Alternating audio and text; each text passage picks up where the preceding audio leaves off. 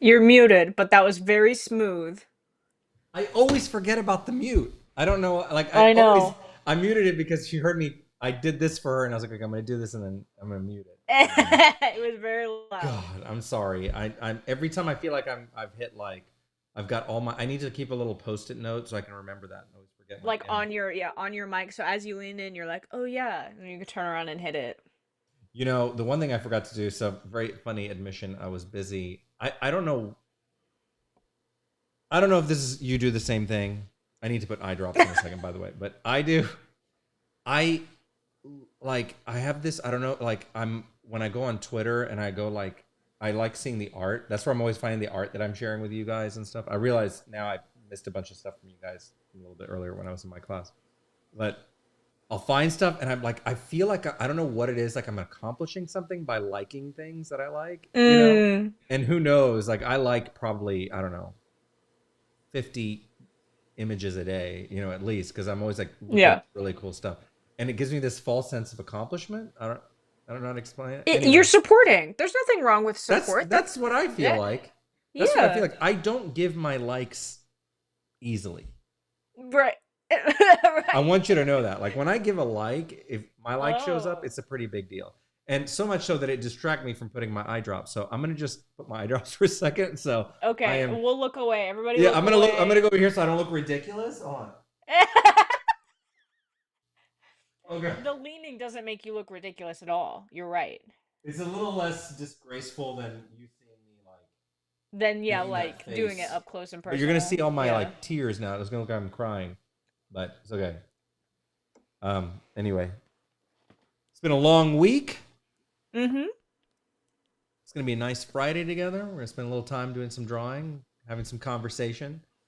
Yeah. Ella would rather Ella would rather be going to go eat her her famous potatoes right now than be here with me. But it's okay. Oh. It's okay. No, I'd rather be hanging out with you.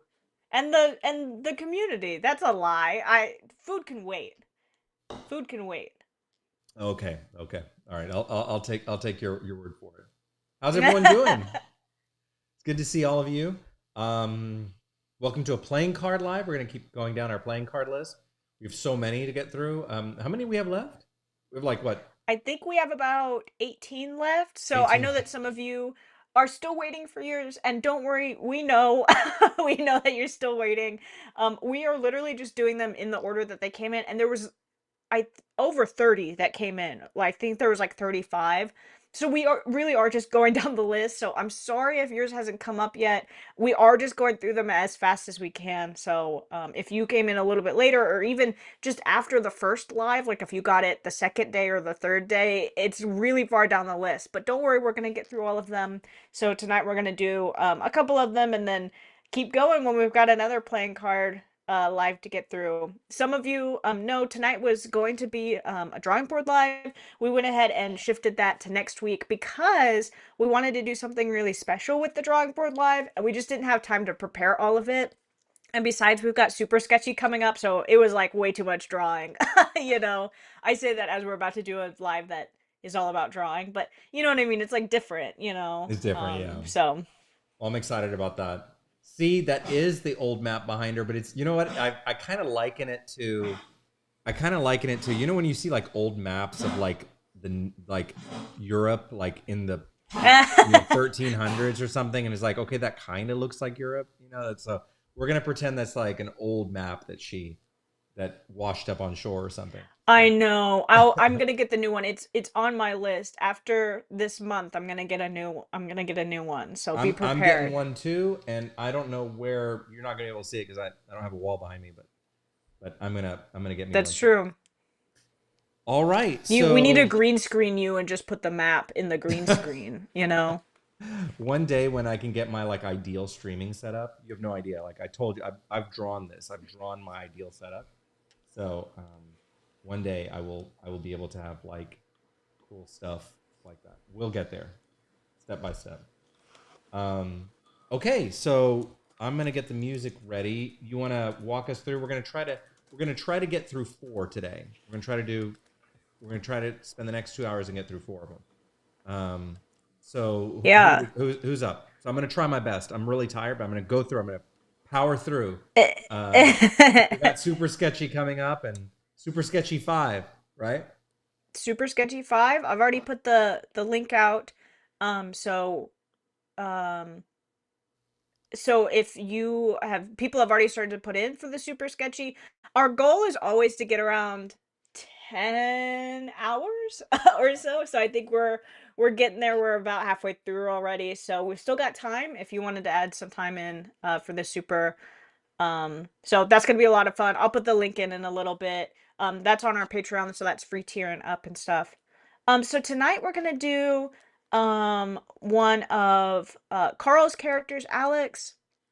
And then we're gonna do one of Yvonne's characters, kind of that Viking guy that we saw before, and then uh Jad's character, Desmond, and then we're gonna see, I don't want to reveal who's after that. We're gonna see if we could get through those three, and then the fourth will be revealed as we go.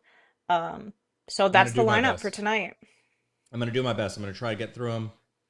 We have some nice discussions coming up. So between me and Ella, so we're excited to talk about something that we've been wanting to talk about for some time. So just be ready for that. And I don't Okay, know why I'm blurry. I think so. My power went out like 10 minutes before this, and then it came back on. So if I go blurry, that's not my fault. I didn't do anything, I promise. It's not my fault, guys. I didn't do it, okay?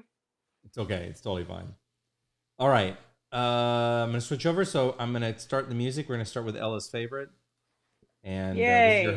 headphone warning, and then we'll go from there. So let me switch over.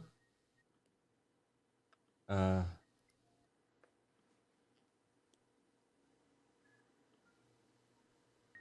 okay, there we go. I and now my cat is calling me. Of course, he would show up right now, right as I like literally move over. Let's see. Hopefully, he leaves me alone. We'll see. Okay, Cats are so so funny. they're just—it's like they know, right? Here he comes. Oh my god, this cat! It's like he knew that I was about to start this. It's like he knew. Okay, so we're doing. So the first one you already shared with me. Let's get that one going. Sorry. Okay, so first is Alex. Mm-hmm. First is Alex. Okay. All right. Here we go. Let me get this set up. Map discussions? No, not tonight. Not map discussions tonight. I'm glad you guys had a good time with that. We want to there's so much to discuss that we want to keep those focused in their special events that we're going to be having.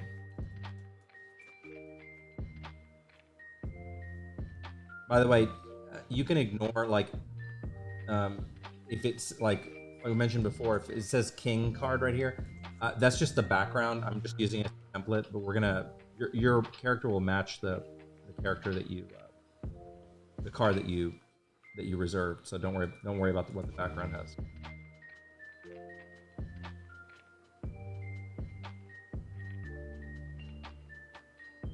Yeah, don't pay any attention to that. What's that they say in the Wizard of Oz? Don't Oh, don't pay don't attention. Ignore the man behind the. Don't pay attention to the man behind Mm-hmm. the, the curtain.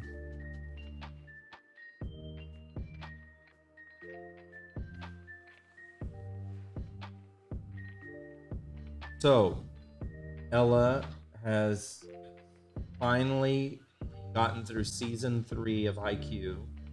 Mm-hmm. This is a big moment for us. I've been talking about this forever. I've been wanting to talk to her about forever. She has denied me for over a year. I have not only I have I don't not think it's been a year. Well, maybe it has. I Ella, feel like it hasn't been Ella, that long. Ella, not It's only have have you been I counting? Bro, not only have I watched the whole Haikyuu, I've rewatched it like 3 times and watched all the specials and watched everything. Like I've I'm seen sorry. everything. I'm So sorry. this is a big moment. This is a big moment for us. Okay. Um, hold on. I saw some question here. Since Hugo has German roots, so his parents. That yes, that's right. Omid, his grandparents on his paternal side. Um. Okay, so where shall we begin with our discussion? By the way, there's going to be Haikyuu spoilers in this discussion. I'm just warning you guys. So I hope you're all cool with it. So where do you want to begin, Ella? Like, do you want to just talk about your feelings? Like, it was a big deal. So I felt like Haikyuu. I want to make this interesting for people to listen to, but also like give my real thoughts. So, Haikyuu is a sports anime, and it follows a series of a team basically that's trying to get to a championship. And each game is like a few episodes, and some of the games are full seasons. So season 3 was a full game, like from one team, right? So it's not like what I love about it is that they can turn something that is essentially an hour, you know what I mean, into 4 or 5 hours without it seeming like, okay, like, let's go. You know what I mean? Um, exactly. So I had the same thought about it, about how, about, sorry, I was seeing the Cam because we were promising to talk with Cam about this, but then, so are we cool, Ella, to talk about this? Yeah. Okay. So, all right, because we were promising to wait for Cam, but Cam is gonna listen behind the scenes. Cam was Anyway. like, you guys exhaust me. Why don't you guys just talk about it? And then I'll like chime in. You know what I mean? Yeah. So I thought the same thing when I saw that the third season was entirely dedicated to that one match between Karasuno and Shiratorizawa. I was like, how, what? Like, this is crazy. Mm-hmm. This is gonna be really intense, right? So, anyways, but this is you. I need you to tell me. I need you to tell me all your thoughts first. So my feeling is I really I like how they're able to do that, and I like how they piece in these like little moments of background where somebody else sort of takes center stage, you know what I mean, without stepping on other people. That's very hard to do when you kind of have an ensemble cast. So an ensemble cast is where you've got kind of like a lot of people playing, like, so the team is made up of, I don't remember how many, 12 people, I think it's like 12 or and 13, yeah. 12 or 13 people, and all of them have kind of a starring moment, you know what I mean? And what's so great about something like that is it's very hard to do. It's incredibly hard to do something like that without it feeling like, oh, I don't care. I either don't care about these people, or like, why are they stepping over my main character? You know what I mean? But what's so amazing about it, and I think the sport itself lends it to this, is that each person is in a different position. They're playing a different part of the court. And so it's very easy for them to take the spotlight because they're doing something different. You know what I mean? And so I think that I really like that they leaned into that. You know what I mean? I do think that I liked season 2 better than I liked season 3, but that's also because I really love season two's cast. Like, Right, that's my favorite. I'm biased, you know what I Oikawa's your mean? boy, right? Oh yeah, he's my boy. I love him. He's my favorite character to hate and like root for, you know what I mean? So when you go up against a team, and also I think that they had a really hard job because, you know Alba Josai and Nekama and these other teams are teams that they've played before. So when you come back to play them in a really big match, you know what I mean? It feels really meaningful. We've never seen this other team, right? So Right. how do you introduce a team, make us feel for them and like hate them in a matter of episodes, right? Instead of this long like season battle, right? It's just like, okay, and now you hate them and now you're up against them, you Well, know? and I love the setup. Ella, I'm sorry, my cat. I need to go open the door for him. Can you hold on a second? Just hold that Yeah, of thought for 1 second. course. Oh, just 1 second. Sorry. I'm sorry.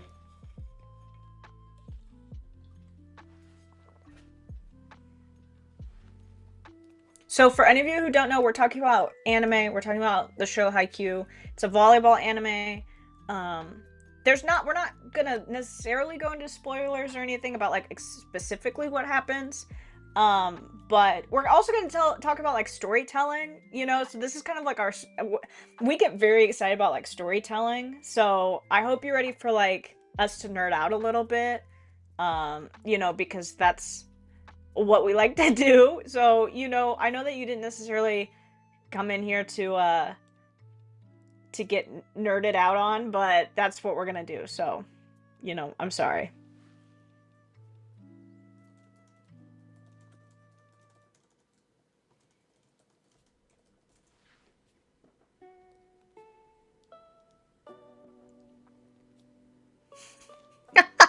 You think he has a punchable face? He's my favorite. He's one of my favorite characters for sure. Okay, sorry And about that. so here's the thing is none of the characters, so in a typical anime you'll have characters that are like good guys and bad guys, right? Like this side is clearly good and this side is clearly bad. Well, in Haikyuu there's not a good and bad. It's just teams. They're just high schoolers. They're not evil. You know what I mean? They're not bullies. They're not even like bad. Like they don't say anything hurtful. They don't go beat somebody up, or anything to keep them from playing the game. It really truly is just you're very good and I'm very good. We're going to try to see who is better, who worked harder, who prepared Yes, better. yes. It, it, And so it there's is. no, and we talk about like Oikawa and some of these people as being like, oh, they're the villains, but they're not really. They're It's not. They're better to just call them kids. the antagonist is probably a better way Yeah, to the put them. antagonist. And they bring out it's like you I think as we deconstruct it more, you're absolutely right. Their ability to show off these different characters and not have to rely on the main character. Like obviously Shoyo, you root for him and you want him to do well, but he doesn't insist on having the front stage. In fact, he likes being part of the team and he wants to be better. Mm-hmm. He's I think some of the best shonen protagonists do that, where they like look at Deku, for example. Deku admires all these different heroes and wants to be like them, and he takes all these Mm-hmm. notes down for them. And I think that a show about heroes, whatever they are, whether you're superheroes or sports heroes or whatever, and make you want to be better, that make you want to Mm-hmm. be better, a better person, a better artist, a better, whatever, athlete, whatever, is really Yeah. cool, and you can't help but feel for the antagonists when they lose. And they had set up Shira Torizawa. Hey, Retsu's here, so perfect time. We're talking Haikyuu. We're Um, trying to keep it as spoiler free as we're trying, possible, so we're talking trying. very vaguely, but yes, we are talking about Haikyuu again. It's I like. storytelling. It's not we're not just talking to just like fill space. We're talking because like this is something that we are passionate about, and Yeah, that's exactly right. It's about deconstructing it because of its storytelling qualities. mm, Max, I love Deku too. I think he's great. And the thing is that they had set up um, Ushiwaka as the main big bad guy, right? For a long time, they've mm, been shadowing. Like we knew about Shira Torizawa this whole time. We knew it was coming, and so it was a big deal. This whole thing was a big deal coming. This big battle, and so like it's like, oh my god, they finally get to. And I think. Okay, I'll let you talk now. You tell me. This was about you. I wanted to hear you. I'm shut my mouth. well, obviously I loved it. There were really really great moments. Um I wish a little bit that we had seen. They set them up a little bit by having us meet um Ushiwaka at the outside of his building and being like, "Oh, we're from the concrete jungle and we're gonna beat you," and all Oh, that stuff. So they I set love that that. up a little bit, which I was glad for, because if they hadn't, I would have felt like I don't know these people. Like, why should I? Like, I Right, hope, right. obviously, I hope that they win. That our team wins, but like, there needs to be some sort of like stake. You know what I mean? And with the season 2 finale being as high stakes as it was, you know what I mean? To step over somebody who has taught you, you know what I mean, is a really big deal. And how do you go beyond that? Well, you have to go to the people that they couldn't beat. You know what I mean? And Mm-hmm. so I think that they set it up really well.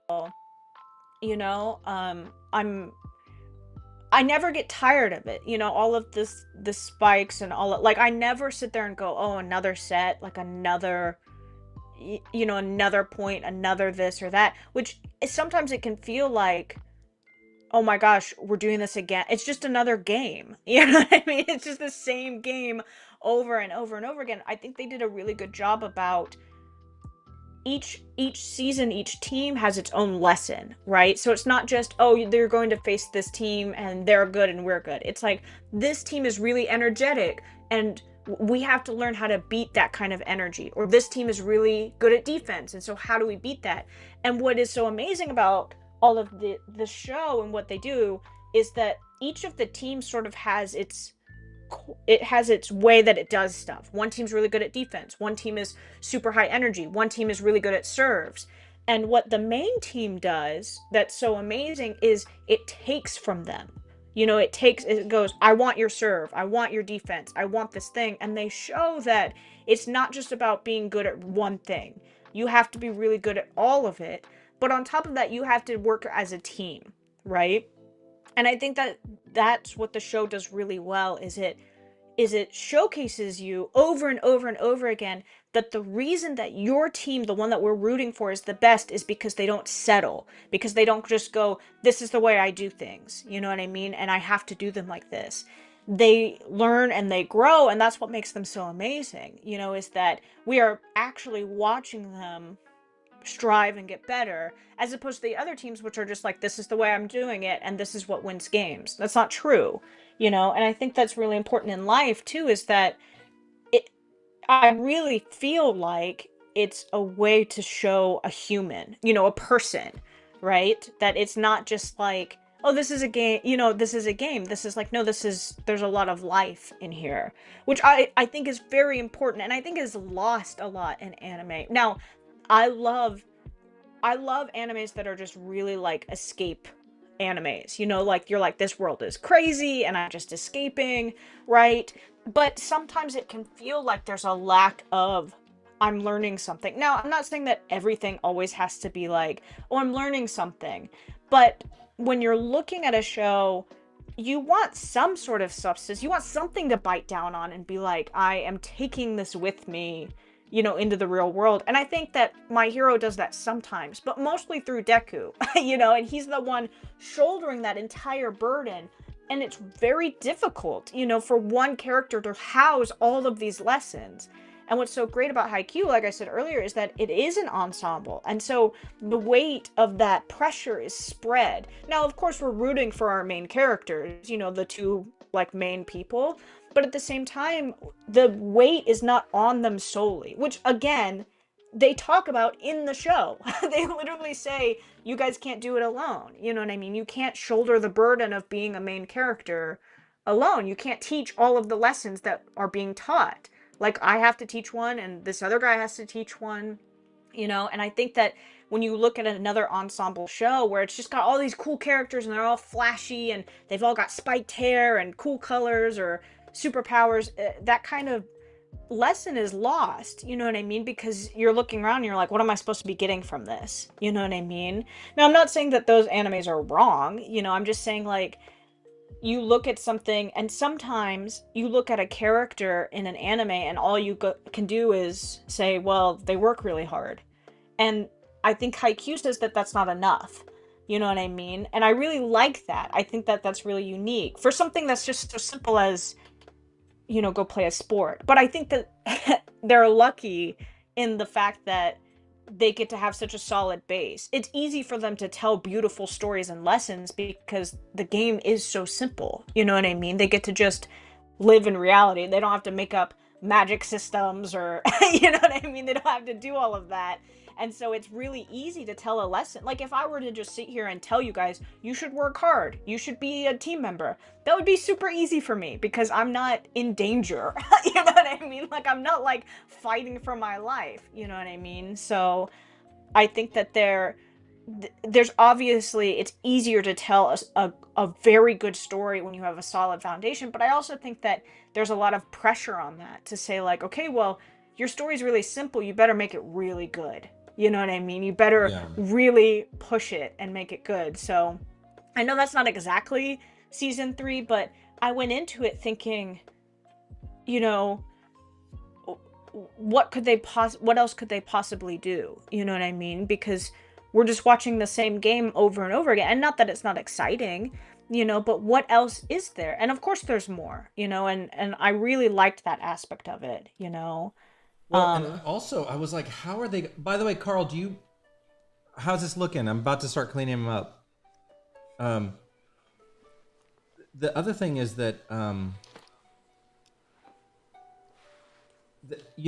especially after, whenever you were like, okay, how are they possibly going to outdo the Alba Josai like mm, ending? How are you gonna outdo that, right? mhm. Like, because that was an amazing. I told you that's one of my most favorite climaxes in all of anime, right? It was that moment. It was so incredible, right? Like you're like on the edge of your seat, like is this gonna work?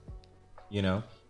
And I was like, how are they gonna? And they did it. They like outdid themselves. If Yeah. they did just as good as the Alba Josai ending, you know, and I think they had set up. It was funny because Ushiwaka had been warning Oikawa this whole time. Oh, hold on. He give him a hoodie. Okay, got it. Maybe skinnier. Okay, got it. Um, they they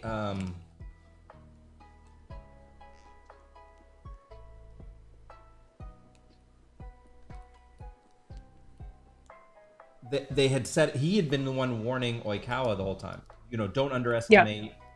Don't underestimate your, whatever, and um, it was.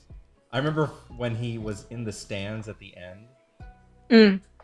What was great, that he was like there watching, there to go see what happened. Oikawa when he was at the end of Mhm. the match. Because what's so great about that is that the the people are the people are real. You know what Yeah, I mean? And I think that's why Haikyuu has such longevity, is that everybody has their favorite character. The characters are well thought out. Somebody, of course you'd go to see the final match. Of course you would. You know what I mean? Like, and right. it gives so much depth to his character because he has to see. You know what I mean? It's like a car crash. He can't close his eyes. It's he's a moth to the flame. He has to go see what they do, and if they beat them, things that he couldn't do himself. As cause it's as important to him as it is to us. His growth as a character, and us as an audience, because then he goes on to do stuff. You know what I mean? And I'm not gonna spoil it or anything, like because I've started to watch season 4 and like other stuff. You know what I mean? But he goes on to do other stuff, and it's like, yeah, his story doesn't end. They don't just, okay, and we defeated you, see you later. You know what I mean? Goodbye, we forget about you forever. And you have these people who you look online, they have favorite characters that are these tiny characters, these tiny just moments, just blips of characters. And what's so amazing about it is that it's because they really do feel so real. There are characters that I feel more for personally. I'm going to say personally here. I feel more for personally who I've seen twice in Haikyuu than I ever did for some of the characters in My Hero, who were in class with Deku the entire time. You know what I mean? Like, because of I saw them as people who had real motive outside of I happen to have this ability and I this is where I ended up. You know what I mean? And I really enjoyed that, you know? And I'm not saying that I'm not trying to compare the two because I really love My Hero Academia too. But I'm saying if you look at ensembles, you know, they're really, really hard to do. And they're really, you know, it's Well, challenging to do that kind of my stuff. my hero is more of a soap opera than it is. That's true. You're right. And that's what I was saying earlier, where it's like, it's not necessarily about the characters. You know what I mean? Right. Like, it's not necessarily about them. But I think that people, you know, they say, oh, you don't like this character? And I'm like, I mean, I don't really know anything about them. You know what I mean? Like, it's hard for me personally to get invested in some of the other minor characters in that, you know, class 1A or whatever, because it's like I don't really know them. I Right. feel, you know, and I Yeah. just I really liked the way that Haikyuu is able to highlight specific people without sidelining their main character, you know, because sometimes it's like, oh, we have to highlight other people. I guess Deku needs to go into a coma or something Yeah, because like he's too exactly. Like, strong, you know, of a you don't, character. you're so right. Like, you just don't feel that with Haikyuu. You don't feel like you root the other character for the other characters too, right? Like, you see Yamaguchi, for example, like what he goes through, you Right. know? He goes through, like, finding out his backstory and why he's so attached to um, Tsukima. Yeah. Tsukima. I can never say his name right. Tsukima. You know what I'm talking about. Tall glasses boy. Mm-hmm. Like, what their Tsukima, what their connection is. Suki. Suki.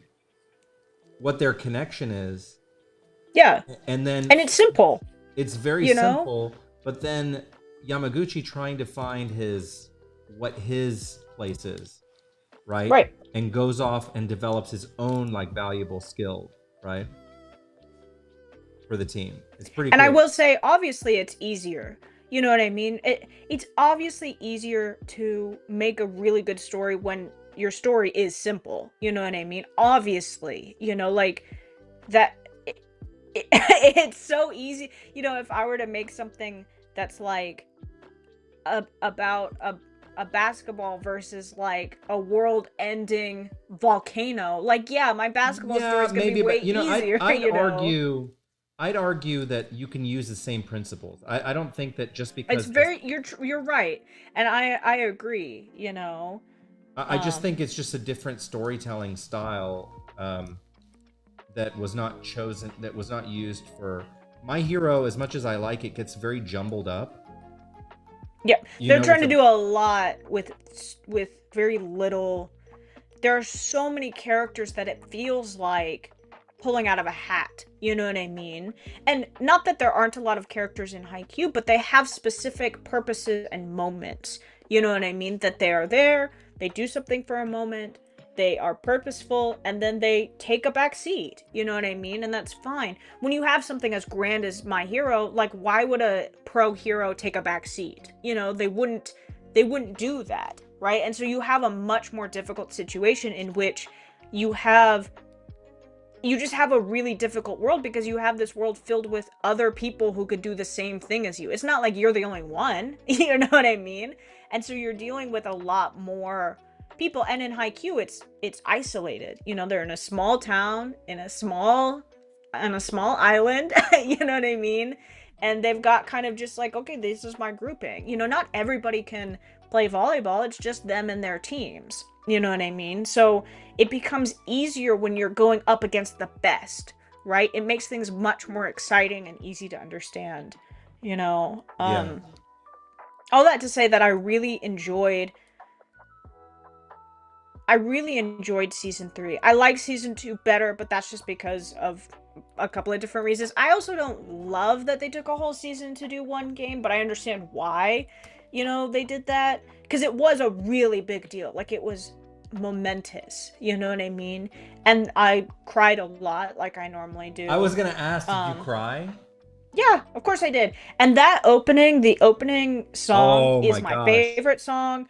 I found somebody who did an English version, and I have it on repeat every day, all day. That's all I listen to. It's so good. I cry often. Um, I really, really liked it, and I loved how quickly they were able to make sense of a team that we had not met before, which is really, I don't think I would have done that. I think I would have put I don't think I would have been brave enough. It was super risky, I think, to do, to basically introduce us to a team for the first time when they were playing them. It's really risky to not foreshadow a team, you know what I mean, and Right. make us feel like, oh, they're the, unless it's somebody like a big bad, but they're a whole team, a whole group of people, that we're supposed to be rooting against. It's really difficult for us to suddenly, like, besides our love for the main characters, jump on that. You know what Well, I mean? it may sound corny, but this both sides of the net sort of way of storytelling, where they like you Mm-hmm. go jump between, and you get to see that they have the same struggles on the other side, you know. Yeah. And in a way, that it's a lesson about, I think, general empathy about just all humans in general. Is that, everyone's going through their own struggle, and Absolutely. it doesn't mean, I couch this by saying it doesn't mean, you like the face, Carl? Okay, good. Um, it doesn't mean that it excuses bad behavior. I think there's a difference between excusing and explaining, right? Right. It's like it Yeah. explains why they're doing what they're doing, but it doesn't obviously, you know. So it's so great because you can see, if you take it to its natural conclusion, it should get you to look at, okay, why do other people behave the way they do? And this is the stuff that we talk about with Flux Destiny a lot, and the underpinnings of like ego and why characters are behaving the way they behave. It's a study of ego. um, Right. and if you haven't read or listened to, I've mentioned this before, but highly recommend you check out, um, Alan Watts, the philosopher Alan Watts. He's amazing about this. Eckhart Tolle is really great about this kind of material. Like it's. I feel like these things are written just for, like, that. These shows also have a sort of basis in that, you Yeah. know. And even, you know, Shoyo and Kageyama, they are also dealing with that to some extent, right? Um, Yes. I think with Shoyo, it's less about ego. Like, I think it's less about direct ego, where it's like, I've got to be the best so that everyone will love me or whatever, and more like he expects more of himself, I don't right? feel like any of them think that they have to be the best because of fame or what. I think that they genuinely, Even and what I yeah. love about that is that they all feel like that. Even the opposing teams, none of them Hmm. feel like greedy, or you want to beat them because they are doing it wrong, because they love the game wrong. And I feel like there are shows that do that really well, where they say, you like this thing but for the wrong reasons, you know what Hmm. I mean? And I don't feel like, at least yet, that Haikyuu does that. I really do feel like the other team's motivations are just, I said this a lot, but are just as sound and as cheerful and wholehearted as our main team is, as Krasno is. If we went to the other side of the net and told the story from their point of view, we would be rooting for them because they have the same heart. You know what I mean? It truly just is about getting better. Yes, You yes. know what I mean? And I really do like that. You know what I mean?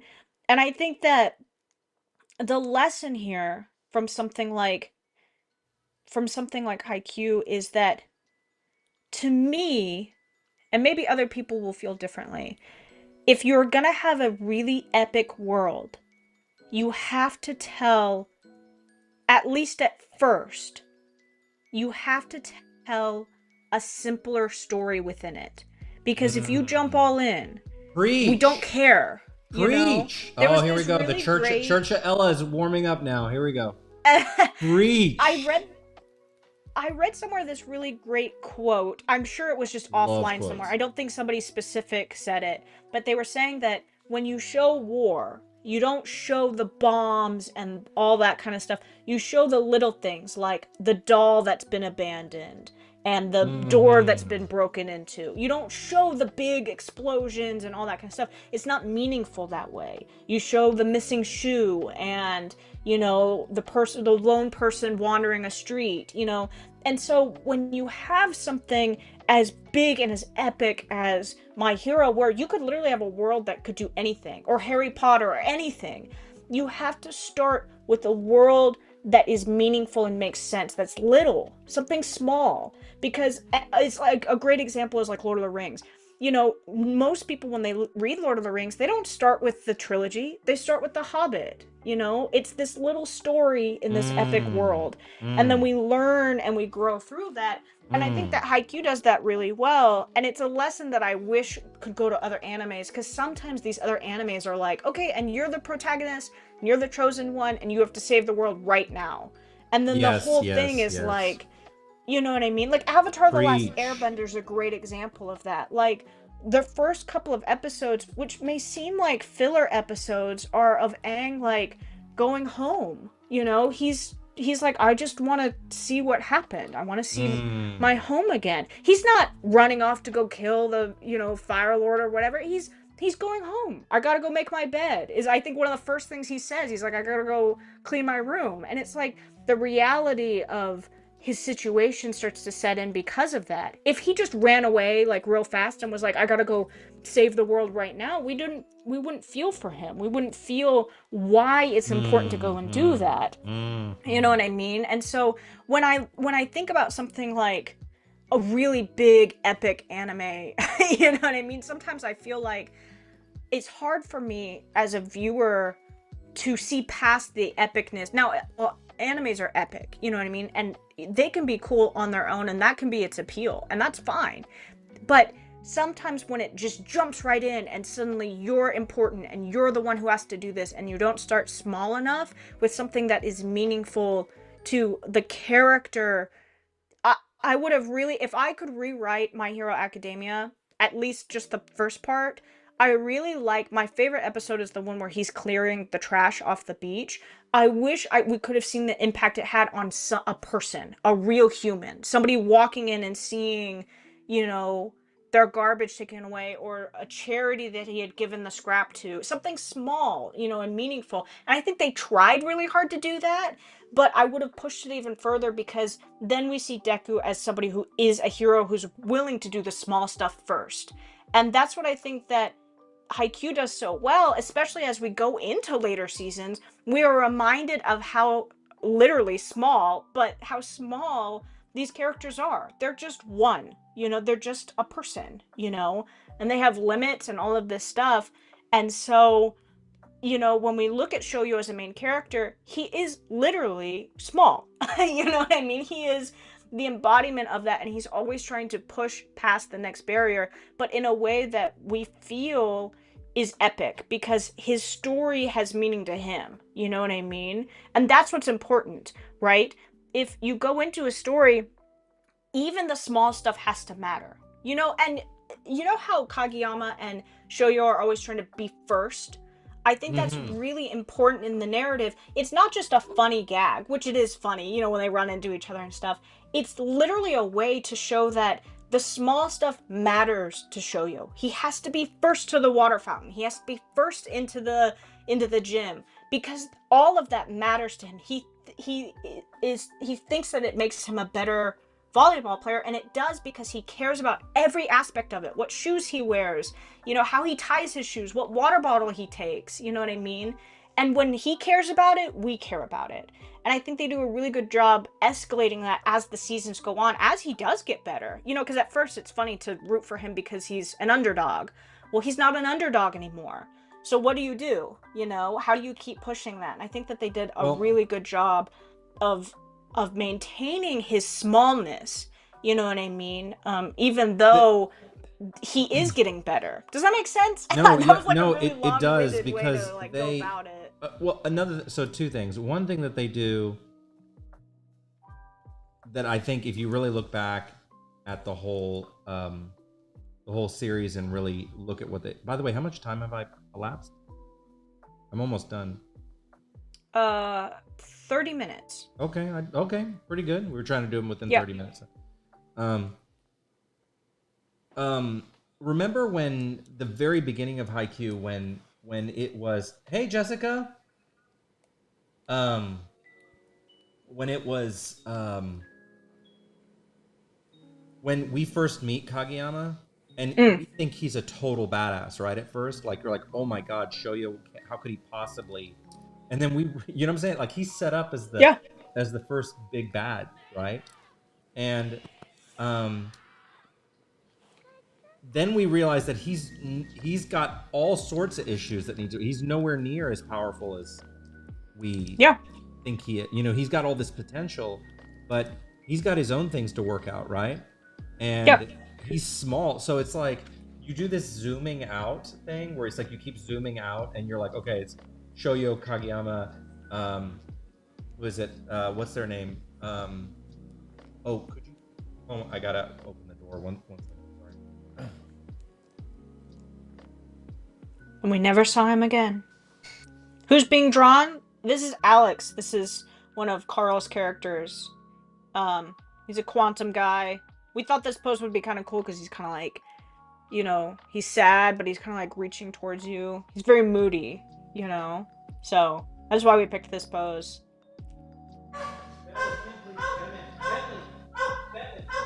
He's happy. Oh, he's happy when he sees Omid. That's Bentley. RC's dog.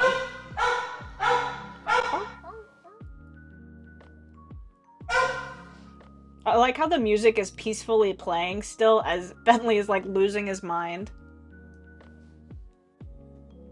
It's very like, it's a little jarring to hear this peaceful music on top of that.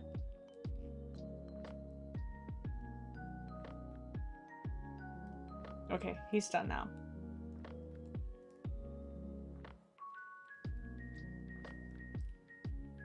Yeah, the dog can bark instead of cough. What a surprise, right?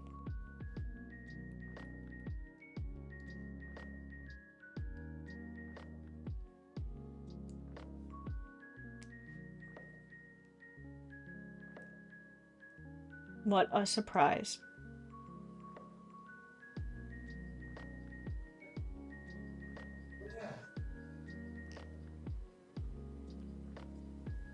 Okay, I'm sorry. It's okay. All right. Okay. All right. What was I saying? Oh, Kageyama. You were So talking about the zooming out. yeah, So you the go zooming, like, Kageyama. yeah. So like you zoom out and you see this. You're like, oh no, the stakes are even higher. And every time they meet someone, it's such a great scaling of the antagonists and the challenges that face them. And then you find that even those, you know, there's a. I need to be able to say this part, but um, Drew, yes, my dog is very much as much of a yapper as me. Um, the do you remember? Okay, can I? Is it okay? Like, I need to be able to say what happens at the end of the third season, not like in detail, but obviously one team beats the other. Okay, one team beats the other. I don't have to say Yes. this to this part, but do you remember when Shoyo gets hit in the head with the ball by Yes. Uchiwaka, and then later Ushiwaka says, "Is it bad that I?" Like he recalling that moment, and he's like, "Is it bad that I wanted to tell him that I'm bigger than you or I'm stronger than you?" For that moment, Mm-hmm. and what's his name? Tendo, I think his name is Tendo. Yeah. His friend is like, isn't that what drives most people? Childish things, you know, drives most people. It's a very interesting moment, you know, very. Um, Well, it humanizes him because yeah. he's the perfect antagonist for this moment because Ushiwaka, he's the only one we meet. He's the only one that we know about, and he's portrayed as this robot. He literally talks like a robot, he looks like a robot, he has no emotion. All he does is volleyball. So his whole life is volleyball, volleyball, volleyball. Right. You know? And so we are going through and we're thinking, okay, this guy he can't be beat because he's not human. Well, then we Right. have this moment, this switch, where he does something childish, and that is such a human thing to do, Can and I it pause and you for it one costs second? him. I'm sorry. Can I pause just so I don't lose time? Because I just Yeah, finished. Carl, you like this? I want to continue, but I want to make sure I get the yeah, others. yeah, yeah. Carl, how's this? Looks good? I think he looks great. I think this is my favorite one you've done so far. By the way, welcome to anyone who's new here. I'm RC. I'm the creator of Flux Destiny. It's my right hand L over here. We're here doing some art and talking Yappin'. anime. So yapping on a Friday evening. So okay, I'm glad you like him, Carl. Okay, I don't lose your thought. I want you to continue, but let me set up the next one, and then I want you to Yeah, continue. yeah, yeah. What's the next one? So the next one is Yvonne's character. I will not try to pronounce his name, but I think his last name is Storm something? Oh no, now I forgot his last name. Uh, Oh, he's the I one who can't has pronounce his the. last name either. Okay. It Okay. is it's like very a Viking name. I just am afraid to say it. I don't want to mess it up. But it's Yvonne's character, and he's the Viking guy. We've seen him a couple of times, so. Okay. I just saw Omid's comment too, made me laugh. All right, I'm ready. By all So, means. all right, so I got the pose. Good night, Omid. Thanks for coming by. And Carl, I'm glad you liked it. Thank you for grabbing one of these. All right, so we're ready for the next one. I'm ready to go. Okay, continue your please your Okay, so I'm talking about the level of amazingness that they've done with this character because like I said, what they didn't do in this season is give us foreshadowing. So in the previous seasons, our team Karasno has faced off against people we've seen before. We know their strengths. We know what's going to happen. We know that they have to beat these people. You know what I mean? Like that they have to overcome. Oh, he's leaving. Fine, I just won't say anything ever again. Oh, I'm glad you could catch it too. We've been missing you. Won't be done until January. We're gonna try to do it before then. I promise. We're trying to get through them. And who says that maybe they're coming up? Huh? Maybe they'll be done in November. Sassy. Don't be sassy. Sorry, everything goes crazy the minute we go live on something, you know. No, it's okay.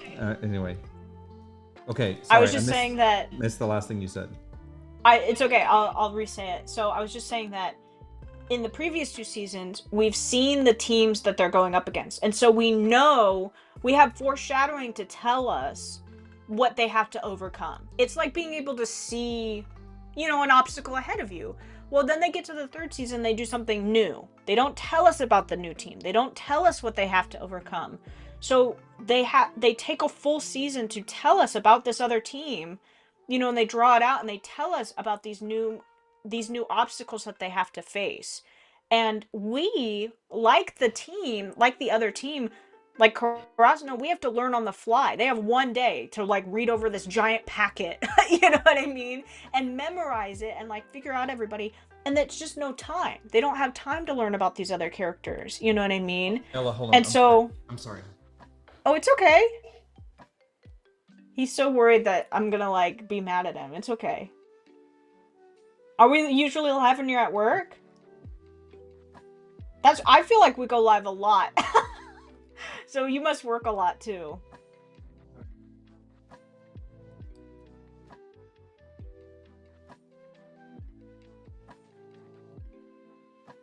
Thank you, Carl. Thank you for trying to help me with my pronunciation.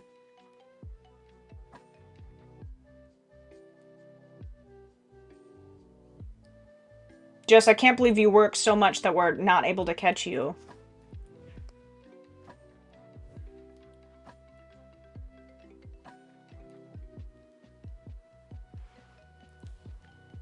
Storm Rider.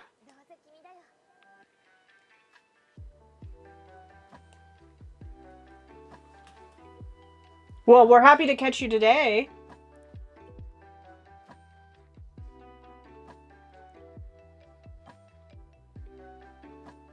Let's just vibe to this music for a minute.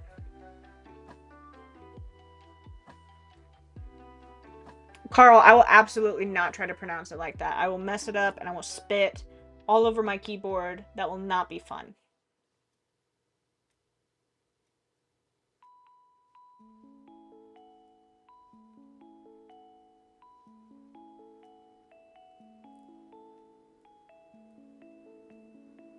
It's a lot. It's a lot of working. Oh, let me put the link to the sketchy. While he's gone, get to do whatever I want. Taking over the stream.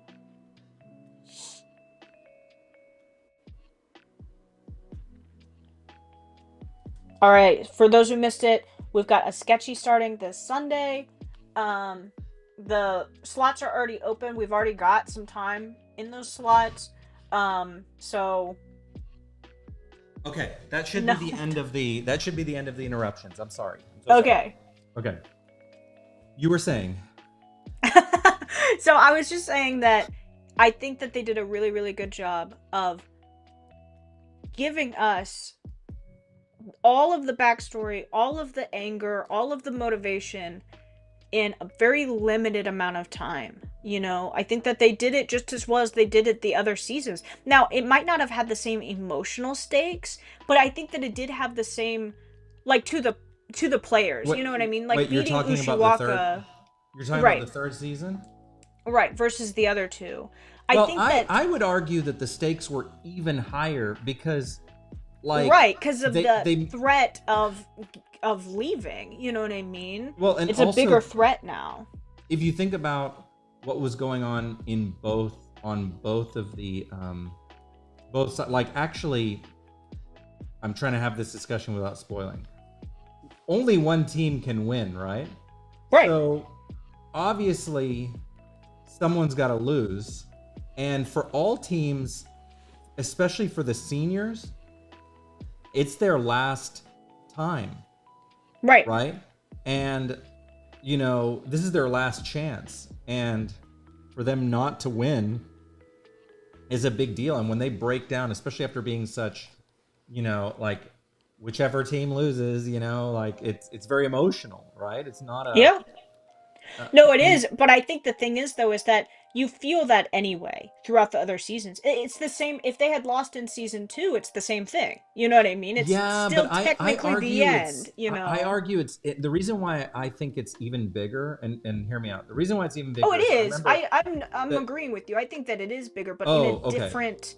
It's Well, more of it's a. What I'm trying to say is it's more of a mystery now. Like it's not. Oh, we've seen these people. We've never seen this team. We don't know them. We don't know their motivation. We don't know this lizard guy. You know what I mean? Who's jumping around and they don't know how to beat them.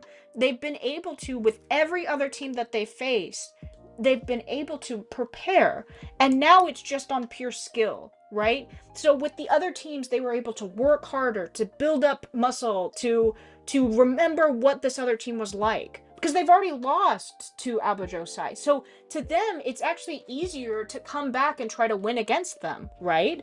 Because they know what they need to do. When you're up against a new evil, when your skills are put on the test on the fly, right? This is not something where you go, okay, if I practice my serves, I can beat this team. This is, I have to use everything I've ever learned, right? It's like the ultimate test, right? And that's what makes it so scary, is that we don't know. Suddenly we're up against something that is an unknown, and that is the most terrifying thing. You know what I mean? And so that's what I'm trying to say, is that I do think that the stakes are just as high, but with the ability, you know what I mean, like to not know. right. No, I agree. I don't disagree with that. Um, on that either. I'm just saying that it's like the point I was trying to make was the on top of everything, it's not just their own like personal stakes that are at risk, right? It win or Mm, lose.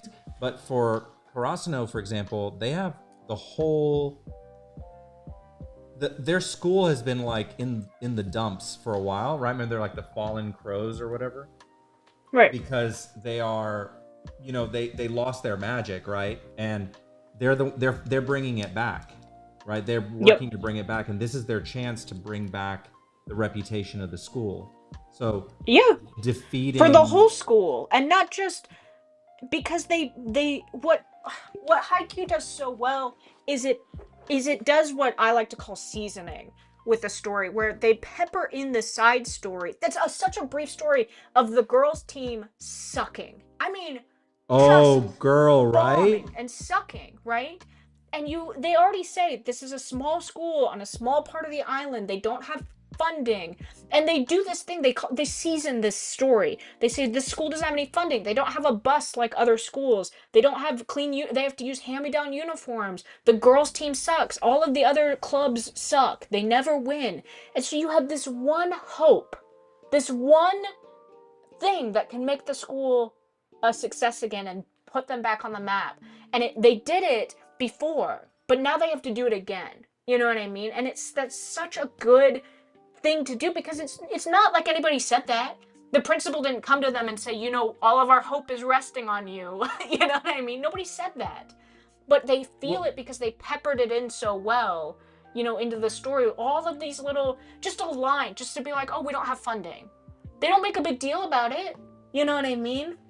But it puts us in this mindscape that it's not just about them. You know what I mean? It makes the stakes so much bigger, because you have all of this riding on this one group of people. Suddenly it's not just, oh, I'm in my backyard playing volleyball. It's you've got everybody's eyes on you. You know what I mean? And I think that's a really important aspect of it too. It's not just, oh, we didn't have anybody show up for us and now we do. It's like you've earned the eyes that are now watching you, and that can be really scary. You know what I mean? It's kind of like Flux Destiny in a way. Like, you start out, you get a couple of fans and a couple of people, and then you get more, and then suddenly you get more, and then suddenly you're in front of, like, the map event, 50 people, and it's not just, oh, just me in my backyard with this cool idea. You know what I mean? It's suddenly, oh, this map event better be really good. It's not good enough to just show up. You know what I mean? And I think that they do that really well, showing how when you earn it, you earn it. You have to, it's not just, hey, our school needs support, come support us. It's, you've earned our eyes, you've earned our cheering, and stuff like that. So, yeah, absolutely. Because the I think that's what makes it so. Um, and I feel like you were talking about earlier, if you could rewrite My Hero, like what you would mm, do as a result of that. And I feel like if this kind of magic was inserted into it, it would be incredible. mm, I It would agree. be like really incredible if they were able to work in this on top of everything, this character magic. I think that's what's so exciting about this show, is that there's just so much having to do with the characters' um, humanness, right? There's so much Yep. humanity in this, that, and I think the simplicity of it, like you and I were talking about. Remember, we were saying about, like, okay, um, you know, sometimes you just want to watch a show that's just simple, right? And the simple thing here is that the point is simple that they're making with this show, but the stakes are big for those people, and it's inspirational. It's not cynical at all. It's not a cynical show. Right. No, it's not. And I think that the thing is how I feel about. I know I keep saying My Hero Academia. A lot of anime, a lot of action superhero anime, even stuff like Marvel. you start to look at the characters like aliens a little bit, like that they're not human.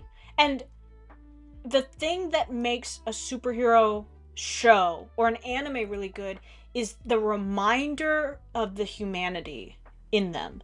And I think sometimes it can be lost where you're looking at this person and you're going, you're just like a creature. You know what I mean? You're just like Mm-hmm. you're a creature from a different, I don't even recognize you as sort of a human, because the things that you are doing are so beyond sort of that idea of humanity. You know what I mean? There's no break. There's no moment of tear down. It's just go, go, go, go, go all the time. And that is, there's stuff about that that's really cool, but I think that you lose that element of why.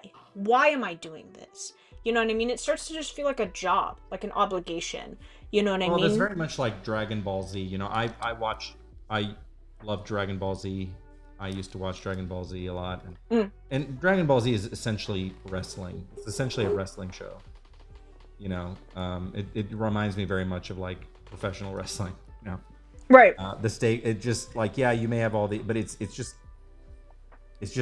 a soap opera for guys. You know, Right. um, And there's nothing I want to say that I don't want you guys to walk away and be like, they hate these shows that I love. It's I not don't. like that. I It's not at all. I don't. I think you need to be able to talk about these things like mm, if you're going to tell stories, and this is important in our discussions here with everyone. If you're going to be a storyteller and you're going to make OCs and you're going to whatever, you need to be able to examine what's good and what works and what doesn't work with shows, right? And you know, there's people yeah. going to say the same thing about Flux Destiny. They're going to be like, and you know, they're going to say, "Oh, you know, he did this well, but he didn't do this well," and that's fair. No one bats, you know, 1,000. You know, Right. um, so you know what I'm saying? Yeah.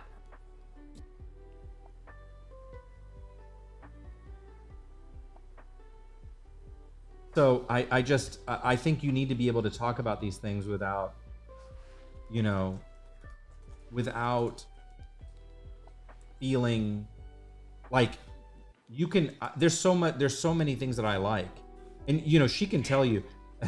I'll tell you, even today, there's a point where you can like you have to just stop, right? Like I was telling Ella, I had regrets of things that after all these years I still didn't get the way I wanted, like certain things that I wanted on the map, right? The Flux Destiny map. Yeah. And you know, it's like I'm always looking for improving. How do I improve? How do I do whatever? And it's the same thing with the high Q kids and everything, you know. And there are parts of Haikyuu that I would do differently. You know what I mean? It's Absolutely. easy to look down. They talk about this in the show too. I think it's a really very very good point. They talk a lot about how easy it is to watch from the stands and see things that the players don't see because they're looking at it from a bird's eye view. It's the same thing, you know, when we are making the manga, we're in it. We're in the depths of it. We can't you know, it's hard to take a step back and look at it from years down the road. You know what I mean? And go, "Oh, well, we should have done that differently and this differently."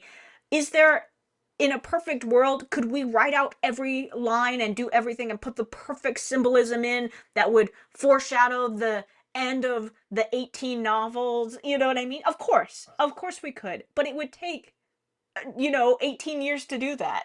You know what I mean? Well, you know, And that it's not we practical. actually It's not human, you know? we actually just went through this.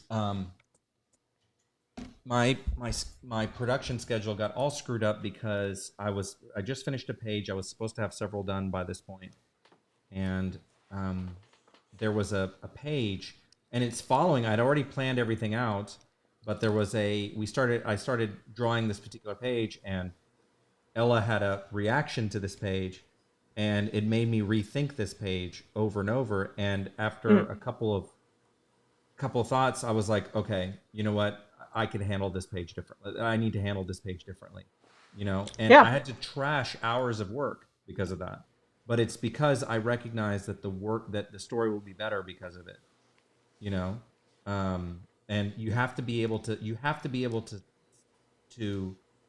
be critical about like, you know, obviously constructively critical. When I talk about these other Mm. shows, we're talking about them from a constructive standpoint. We We're wouldn't not talk saying, about them unless we loved them. You yeah, know what I mean? exactly, exactly. So that's how I look at it. It's like, because I put my stuff through the same scrutiny. I mean, Ella will Yep. tell I share my pages with them in draft form, I'm very critical. That's what he and means she's by the same very scrutiny. critical. I'm very No, She's I'm just very kidding. I try critical. not to be. Well, No, but you that's know, what I in want. I want that kind of like, hey, like, how does this look? And if I get a good reaction, then, or if sometimes there's just, like she said, we are just too close to it, you and have to battle you ha- the way to sharpen a sword is against steel. You know what I mean? You girl, have to girl, you have to put girl, it against the best. If you do not put, even what if you are doing something, put your OC up against your favorite character. Do they stack up? And be honest with yourself. Do they stack up? Could you put your character and that character in a room and people would equally say that they're cool? You have to do that. Otherwise, you're not doing it right. I mean, of course, I don't want to let me take a step back. You can have fun and do things as a hobby. You know what I mean? But if you are right? serious about creating a character that has meaning, that is meaningful, you have to put it up against characters that are the best. And that's going back to IQ, that's something that they do time and time again is they are constantly battling their best at 100%. Mm-hmm. And they are trying to prove themselves over and over and over again. And of course it's hard work and preparation and all that, but it's not just about, in Haikyuu they talk about you can't just play practice games. It's so different to do the real thing versus a practice. If you really want to be a creative and a writer and all this stuff, you can't just plan. You can't just sit back and keep planning over and over again. Sometimes you also have to just do it and see if it works. And if it doesn't, then you'll know pretty much right away. You know Word, what I mean? word. So, as much as planning and preparation and hard work are a part of writing and creating, and even playing volleyball, there's also the aspect of actually playing the game. You actually have to get out there and put yourself out there and say, here I am, I've done it. And people will say, hey, that thing is really crappy. And you go, okay, again, I've got to try again. I have to keep going. And you can't take it as a personal, you That's can't the take thing. it personally. You have to, and this is very hard for. It was hard for me as an artist, getting to this point. But once you embrace criticism, Mm. obviously constructive criticism. Some people are just jerks for the point of, like, people will be critics just to make themselves feel better or to bring other people Sure. down. That's obviously Absolutely. not what I'm talking. I'm obviously talking about constructive criticism. But I love, like, to me, it's no different than, remember when there was a moment, a really powerful moment in Haikyuu. I know we keep going back to it, but there's a moment in Haikyuu where after they lose to Alba Josai earlier in this series, Hmm. they're going through their, like, you know Valley of the Shadow moment, where they're like Yeah. all, really depressed and everything, and um, they're right outside. Um, Kageyama says something. I forget. He's like, "Oh, they saw it coming. They saw what I was doing, or whatever." And then, Hmm. what's his name? What's his name? Shoyo gets really angry and pins him to the ground, and is Hmm. like, "Don't you dare make it sound like it was a mistake sending it, giving me the ball, right? Like, Hmm. setting it to me, like, because it sounded like it could have been perceived as, he was like regretting sending the ball to Shoyo, right? When they Right. when they lose. And I think that's kind of what the point I'm trying to make is that it makes you want to be the best. You want to get better. And if you come with that mindset of, like, I want this to be better. I want this to be better. She laughs at me. Ella laughs at me. I know, like, I don't mean laughs at me, like, ridicules me. She laugh she laughs at me because I spin a lot on things. I'll be like, I'll want to do something, and then I need to spin for a minute. Or we call it spinning. It's when I'm kind of like, I can't decide yet because I'm going through, you know, my thought process on it. But it comes from a standpoint of wanting it to be the best possible. right? And that means I want to hear. And then sometimes you just as a creator have to make a decision, you know. Um, oh, okay, okay, I got it. You No, have to you're make right. a decision, and as a creator, you got to go, hey, um, Well, we talk a lot about ego, right? And mm, we in this conversation we've said a lot of things like be the best, blah blah blah blah blah. But here's the thing, and this is going to be really hard. There's a difference between I want to be the best because I want to be seen as the best, and I want to be the best because that's just the goal, right? You have to also remove yourself from it. And I know that sounds tricky, like, well, if I'm trying to be the best, how do I remove myself? You have to just go into it and be like, this is me and my work at its best. You know what I mean? You have to kind of be a conduit for writing and art and stuff without thinking that I'm trying to do this and muscle through it. You know what I mean? mm-hmm. There's something about Well, being like, I'm trying to be the best because that is the ultimate goal, not because I'm trying to step on people or hurt people or be the best because I want, X, Y, and Z to love me. It's not like that. It's, hey, here's my best work, and somebody says, oh, this sucks. It can't be, oh, I suck and I'm the worst and blah blah blah. You go, oh, okay, I see that you are talking about my work objectively, right? And I take a step back and I rework and I come back. It's not you suck. Does that make sense? Is there you have to do it from a place of I'm going to be the best, but also take yourself out of it. And that's it's hard, because wait, it I is thought you very, just it said is try to be very, the best, you put it very, you put it very well, because you have to removing yourself from it, and because it's very easy to get so close to the work and being like, oh, the work itself is somehow synonymous with you, and that's really not necessarily the case, right? It's like the work, Right. the work speaks for itself, and being able to detach yourself from the work, so that you can look at it objectively and be like, okay, that's I could do that better, or whatever, like I could Right. easily tell, there was the moment I was talking about earlier. I won't get into detail about what was happening, but there was this moment, and it was meant to be a funny moment, but it didn't come across the way that I wanted it to come across. It came across kind of cruel, and it didn't work the way that, I think if I were to just tell you what it was, you'd be like, oh, that's kind of funny, but when you see it in context, it doesn't work. It didn't accomplish what I wanted, but I was so close to it. In my head, it was funny, but when I see other people perceiving it, they're like, oh, if I can't communicate that concept immediately, like if it doesn't come across straight, there's something wrong, right? Like that means I'm not communicating the idea properly.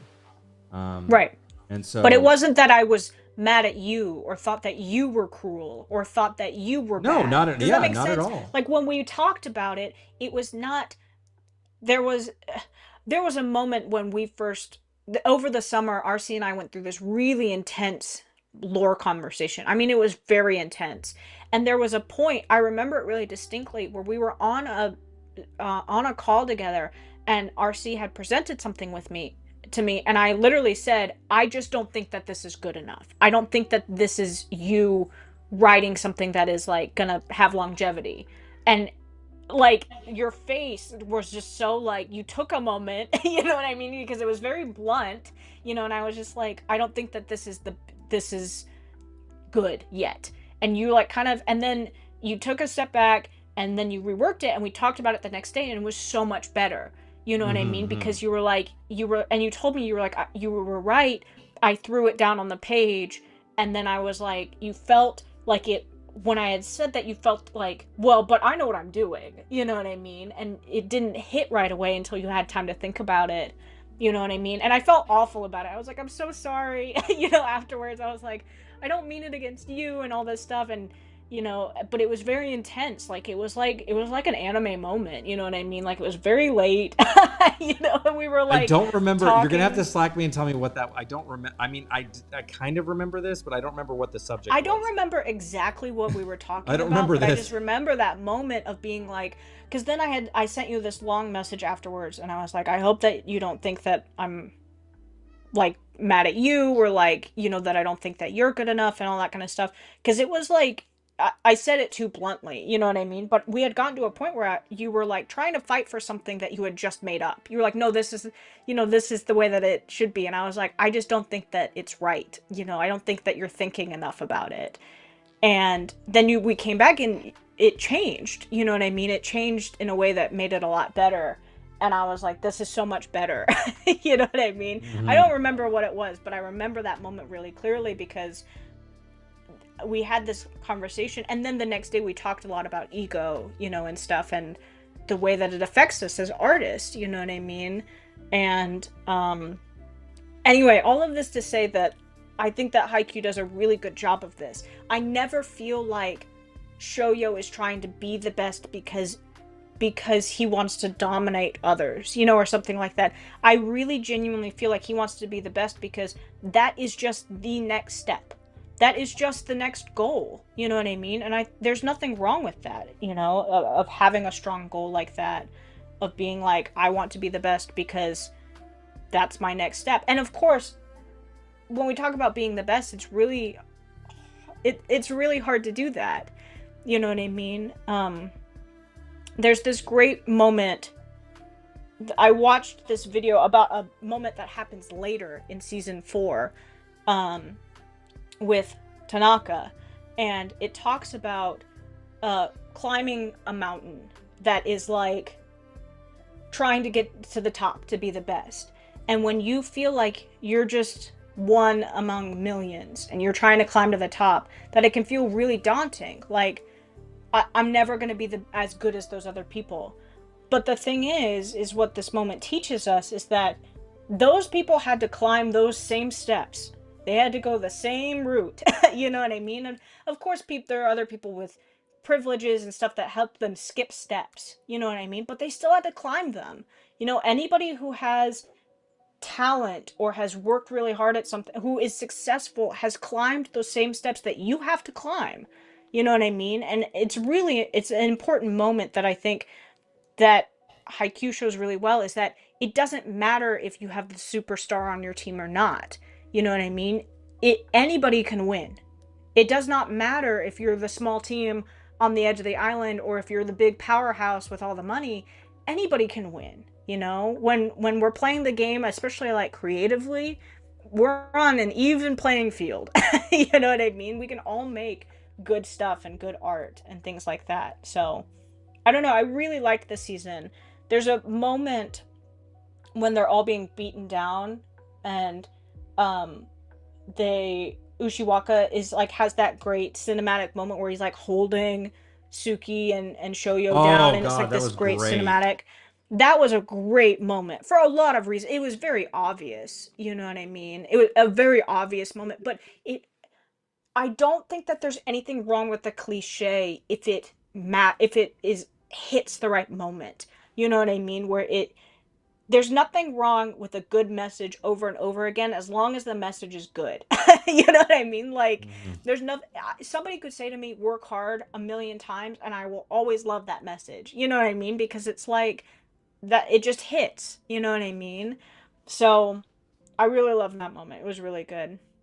Anyway, I'm done. I'm That's my soap opera So, box. I what thought it was great.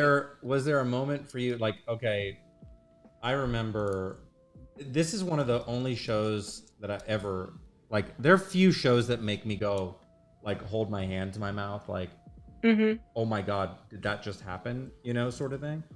And when they lost to Aba Josai the first time, Mm-hmm. um, that was a moment for me. I was like, oh my god, I can't. Like, I didn't think that was gonna happen. You know, like I was Yeah. actually taken by surprise. Um, I think that helps set up the show in such a way that it could be unpredictable. You don't know There's a saying. I don't know if this is true or if this is just made up lore.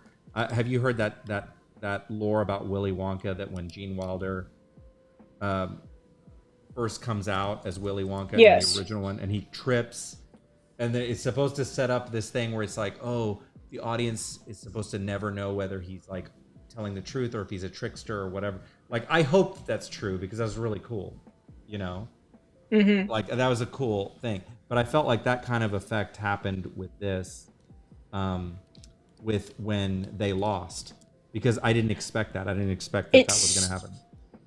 what I love about it. What I love about Haikyuu the most is its humanity. Mm-hmm. That our paths are not just straight up. You know what I mean? A success does not look like a straight line. That's not what it is. You know what I Bro, mean? It's not preach. just, okay, and then I did this, and then I did this, and then I did this, and now I'm a superstar. That's not how it works, right? Mm-hmm. You have this moment where you get a bunch of people, and then, oh man, your inventory doesn't work, or crashes, and something happens, and then you lose all of that money, or whatever. And what I love about Haikyuu is that it shows that there are these moments where these stepping stones where they have success and then something happens and they have to rebuild and find themselves and level up. You know what I mean? It's not as easy as just win one after another. Just keep winning. That's it. That's Right. all you have to do. It's super easy, right?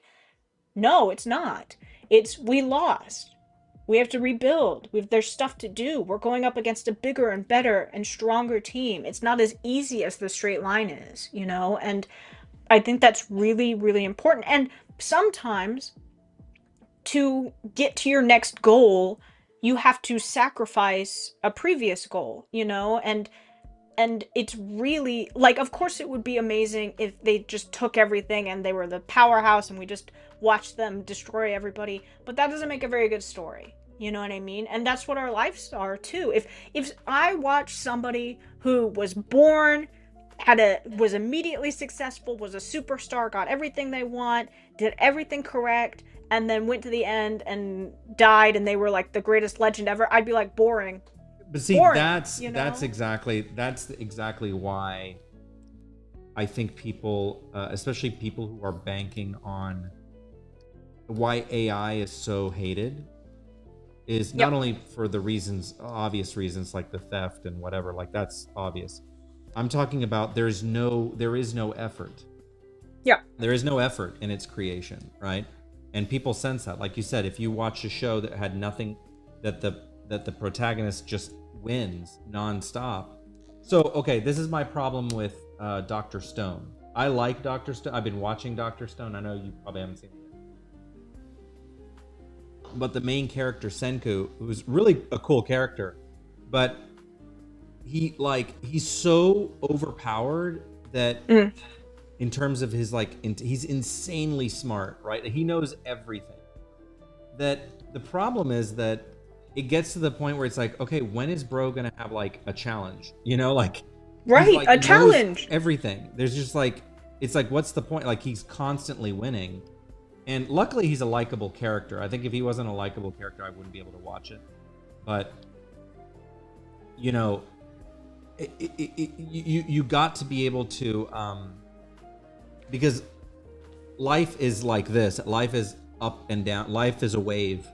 You can't Mm-hmm. have the crest without the trough. Yep. So I think that if I were to rewrite My Hero Academia, I would have done it from Bakugo's point of view.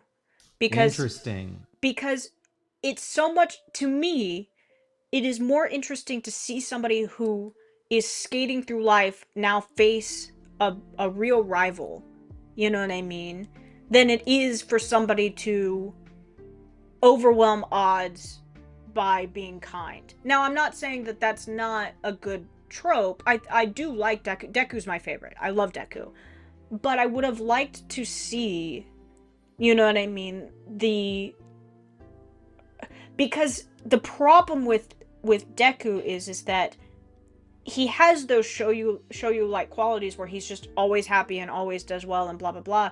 But when he breaks, it's not good. It's not like a good break. It's not like, oh, I have to keep working harder. It's like he's like goes crazy. You know what It, I it's mean? it's the it's the you're right. It's like he breaks, and it's for the sake of the drama. It's just For the sake dramatic. of the drama, it's not healthy. It's not, oh, people are getting ahead of me, I have to keep working on all this stuff, because we see within season 1 that he's willing to do anything. I mean, here's my thing. And of course, I do love my hero. If you are willing to break your bones to win a competition, there's no sacrifice that you can go farther for. There's Right. nothing else that you can sacrifice. If you are willing to die to win a competition, there is no further than that. You know what I mean? That's it. Right. That's all you can do. And we hit that in season 1. We hit that right at the beginning, right at the start. So where does Deku go? You know what I mean? They just keep finding new ways to break his body. You know what I mean? And like that's it.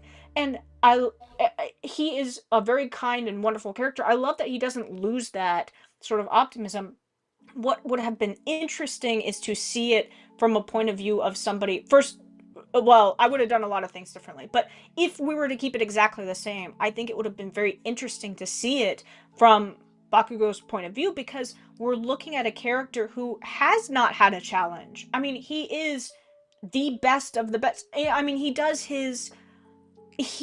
he goes into that first test and he wins it. I mean, hands down. You know what I mean? He wins everything that he ever does. There's nothing, we have no doubt in our minds that he's going to win everything until he meets up with a challenger. You know what I mean?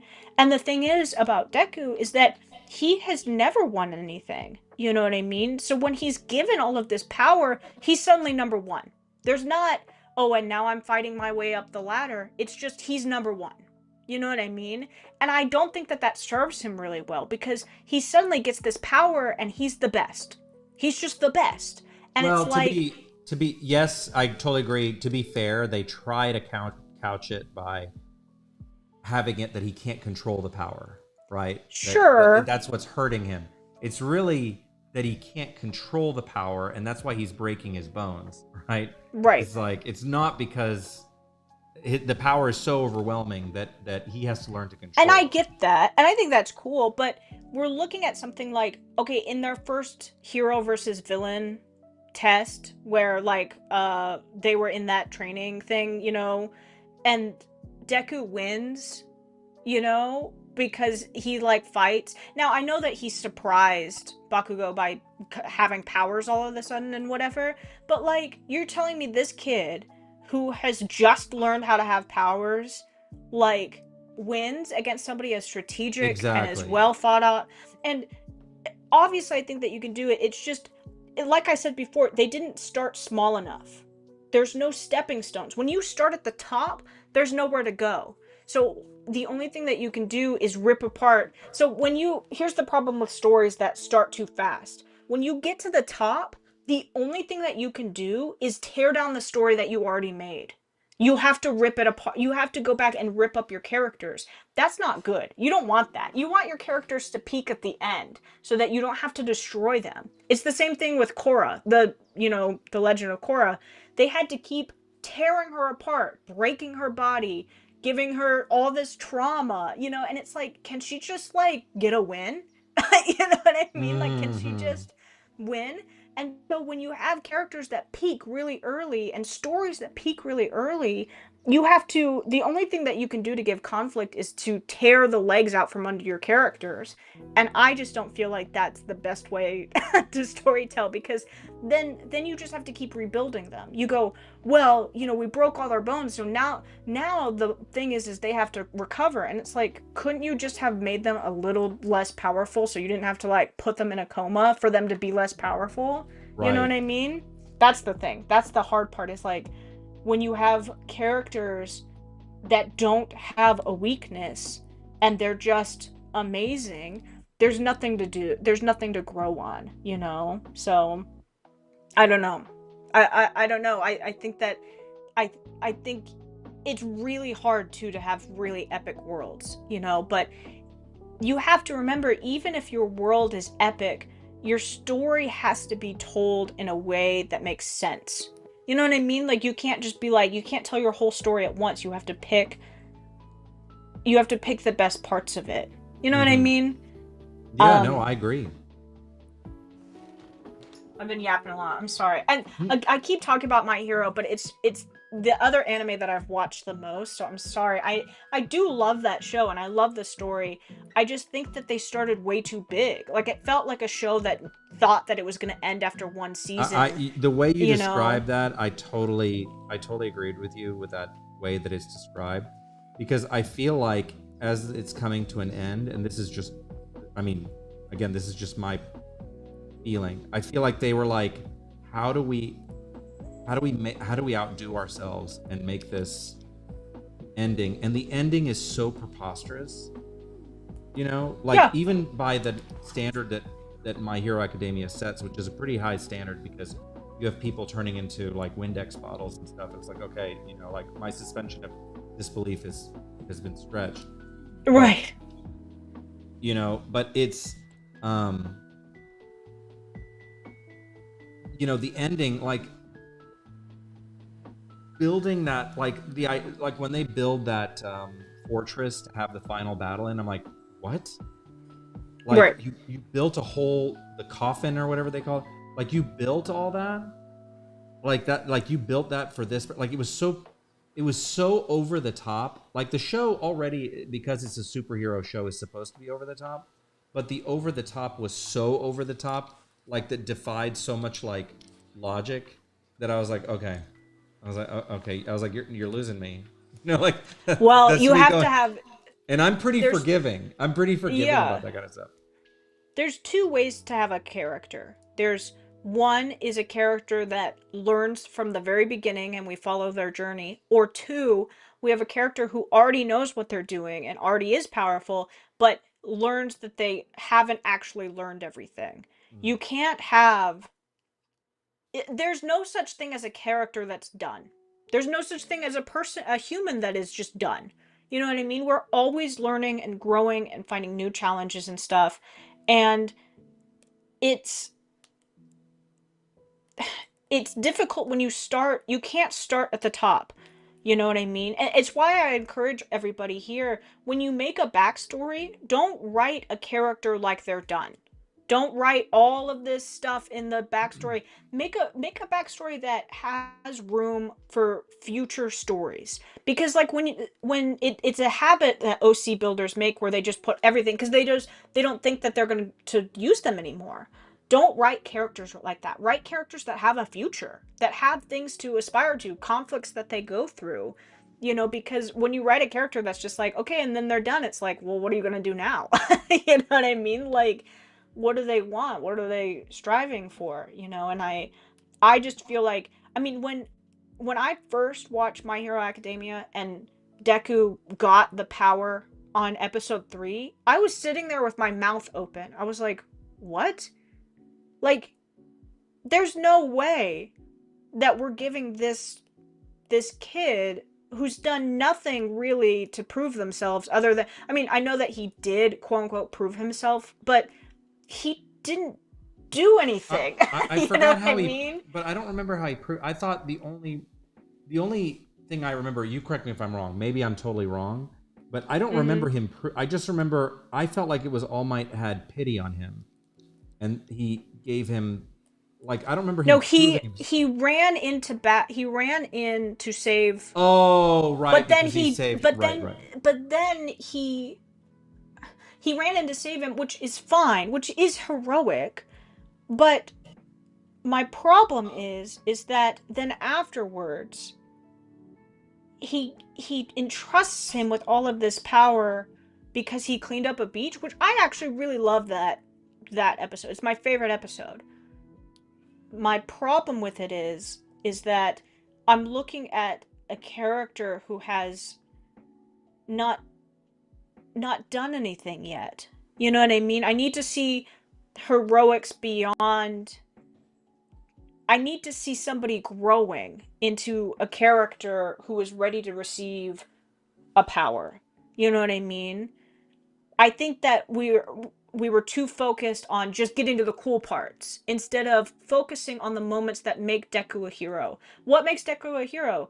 The fact that he is willing to put in the work and he actually cares about people. You know what I mean? And I think my biggest problem with Deku is that although he's very kind, he says his motivation over and over again. Well, why does he want to be a hero? Oh, he just wants to be a hero. And it's like, but why does he want to be a hero? Mm-hmm. You know what I mean? I think that's very important. You know, like I think that we need to see, because he keeps saying, "Oh, I just want to be a hero. I want to be like you. I want to be a pro hero." And it's like I think we need to see more of his motivation of I want to be like you so I can save people. You know what I mean? I don't see enough of that for me to go, okay, here's this awesome power. You know what I mean? I mean, he cleans up a beach, which is great. But I feel like we need to see him saving people and helping people when he doesn't have the power.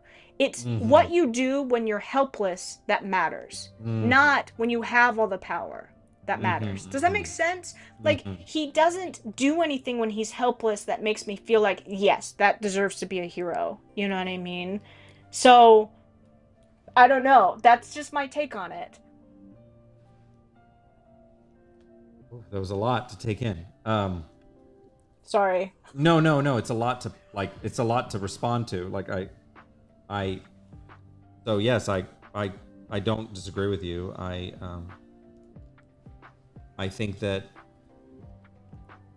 you know your idea of flipping things around so that so that this the, it would be very interesting.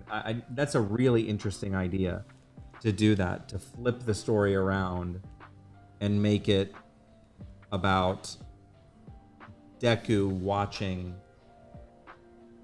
Deku. I mean, what's his face? Bakugo. Bakugo. Um, Experiencing. It'd be very interesting. In fact, that might like make him more palatable to me, at least in terms of his like, at least the way he's presented in the anime. Everyone knows my thoughts on that. Well, You know, we can see why then he's doing the things that he's right, doing that seem so right. crazy to us. I think you either have to tell it from his point of view, or the whole series is about Deku proving that he can be a hero without powers.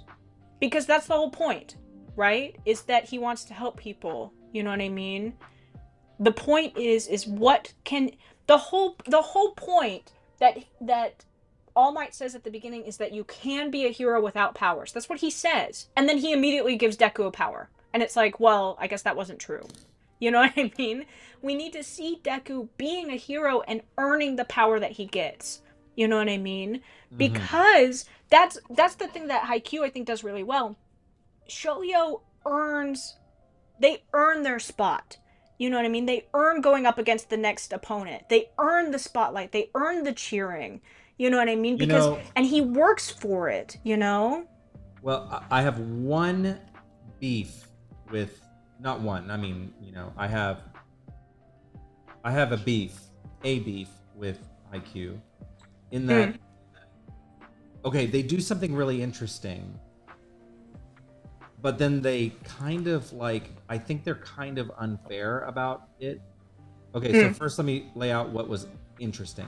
What was interesting is that when Shoyo defeats Alba Josai, when he does the finishing move, and finishes them off, it's like, oh my god, that's amazing. Wow, like, oh my god, they did it. But at the end, he's not so sure, right? He's like, the only reason that we won was because the ball got deflected, right, Mhm. by that dude in the front, and that's why if it would have gone to Oikawa like it was supposed to, he probably would have gotten it, right? Right. And he feels like it's unfair, like he didn't really win because of that, which that's RC level like neurosis. Right. He's Okay, just like that's he's they're upset that they're not, he doesn't feel like you know. he doesn't feel like he got the win uh like legitimately, right? Right. But then what makes me kind of like upset is that, and now that you're about to get into the fourth season, bro defeated Alba Josai and Shiratorizawa, right? And there is no recognition for that. There's no and Right. plus he's so short. right? Yeah. And there's no recognition for not only his growth, but the fact that they beat those guys and they kind of treat him no differently than before. You know, like uh, Yeah. I like some of the stuff they do in season 4, but I feel like, for example, the Shiratorizawa coach, which is really interesting. I had read somewhere or something that I didn't realize this until I looked back at it, that he almost kind of looks like Shoyo. He's like an old version of him, and he's short Yeah. too, right? And he keeps talking about his um he's like, oh, is that kid is my height, and but it would have been very interesting. They kind of tap into his story just a little bit, and like they feature it for a moment, right? That he Yeah. was short and that he never got to whatever. And I I feel like there was some lost opportunity there. I feel like there's lost opportunity there. I don't like that Shoya went through all that. It doesn't mean that I wanted him to be like the chosen one and like showered with praise, but Right. I felt like it was unfair that like he fair and square not only won those helped win those games, but also he worked his way up from nothing. Remember that he had never even played a real game, Right. until Kageyama, and he put that team together, and he emerged. I don't know. It just bothers me. It just feels like, wait, did I think nothing? that because Hold I've on. seen the first episode. Let me finish this point real quick. Hold on before you tell me, because there's a reason why I feel this way. The reason why I feel this way is that it makes me feel like, did nothing happen? Like, did I not just watch all this Yeah. happen? So I feel a little crazy. You know, Mm-hmm. like wait, did this not happen? Did this whole 3 seasons that I just watched just not happen, or am I crazy, right? Right. And and it's not like Shoyo displays like um displays arrogance or anything after, right? He's actually very self-critical on each one. In fact, remember what he says to Oikawa. He even's like, oh my god, he's so cool. Even after everything that happens, he's Yeah. like, one day I want you to be able to say that I'm worthy to stand in the same ring as same court as you, or something like that. You remember that moment? Right. Yeah. And which is like incredible, right? Like he didn't gloat, he didn't whatever, he just said that. And I I don't know. I just feel like if there's one thing that's not handled right, um, not handled strongly enough, and I guess I see how it can be a problem, because it's like, well, you can't let Shoyo get to, if you He want to needs keep another going, dip. he needs Yeah. another dip. But I just don't feel like that was presented like that. Season 4, what they do is cool. Like, I'm not going to spoil it for you since you haven't seen any of it. Or did you say you started it? Have watched season or episode 1. So Okay. I know what happens and I know why it happens. And I didn't what I like about it, I think they could have set it up just a tiny bit better, but I do like what happens. You know what I mean? I think it was the I do. setup I that like was what happens. There's just something about it that it's like, I feel like, wait, did this just like negate everything that we just experienced? Like I just, you know? well, I've read parts of the manga that are like further along, like way further along. And something that um happens like way later is Oikawa is talking to Shoyo and he says like you're always starting over. You're always Oh, why he do you says do that? that? Oh, Yeah, he's interesting. like why do you do that? Like why do you always start from nothing? And Shoyo says something, basically I don't know exactly what he says, but he's basically like that's the only way to keep getting better. is that I can't ever Mm. think that I'm at the top. You know Oh, what I mean? powerful, powerful, And powerful. so I think that this is part of it. You know what I mean? I think that I agree. I do think because it happened and I was like, I do think that you're right. I think that it could have been presented a little bit better where I Mm. still think that he could have been invited and seen and maybe he even did get a big head and Good. they were Oh, sorry. like, Good night, Carl. Good night, Carl. Sorry if "Night, we talked Carl." your head off. We were just super passionate. So, go ahead. Go ahead, Ella. I think that he could have even had a big head and he did get torn down a little Ah, bit, that would you be know? interesting if he got a bit of a big head. Because You know. like maybe they do praise him a little bit. I hate that trope, because I think, oh god, I kind Yeah, of because you like that see they it didn't do that, you know. right. But I do think that there was an opportunity to bring him in and see the things that he's done and then go, okay, you still have a long way to go, and him to acknowledge that and be like, you're right. Because what I do like about it is that it is from him. He is choosing to break past barriers and obstacles in his way to get what he wants. And I do like that. I think that they could have just presented it a little if there was a more logical reason. Like for example, if they could only pick one person and the team voted, you know what I mean? And they thought, no, we need you here, or something, some other reason that he couldn't go, right? That wasn't just you weren't picked, that they didn't like you or something. You know what I mean? Well, it's less of a problem about him not. The problem I have is less about him being not being picked. That didn't bother Mm-hmm. me. That actually I thought that was cool because I think the others did deserve that, right? Yeah. Because he's still pretty raw power. He's not very Right. finessed yet, right? So I get that. I'm not like arguing that part. I'm kind of arguing that he's kind of treated with No, he's contempt, treated right? like dirt. Almost, Yeah. you He's know. not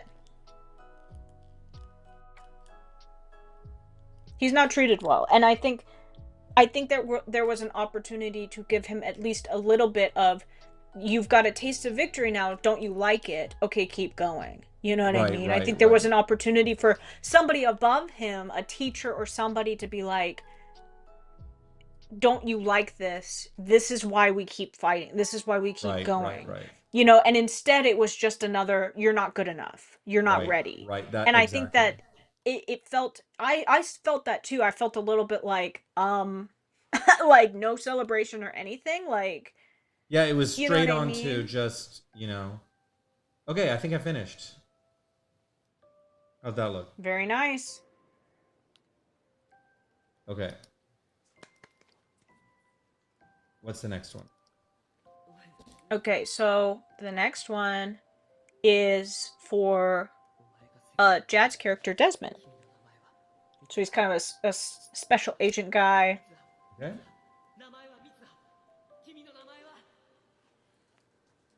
Okay. I got it. All right. So this is the last one for tonight. I thought I was going to be able to do 4, but I'm gonna do 3. Underestimated the power of I yapping. underestimated it. We're just so much. We're exhausted. Ella's exhausted, so I don't want to stretch too long. So, um, I am ready to go. Let's get going.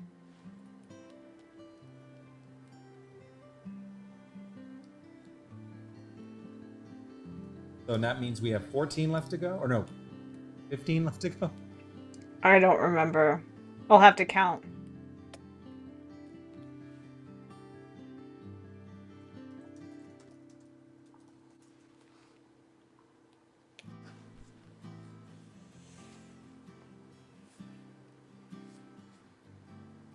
I Anyway, that was a really, really roundabout way to say that I liked season 3.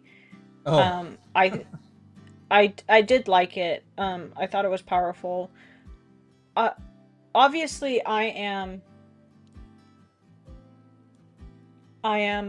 partial to stories that I think.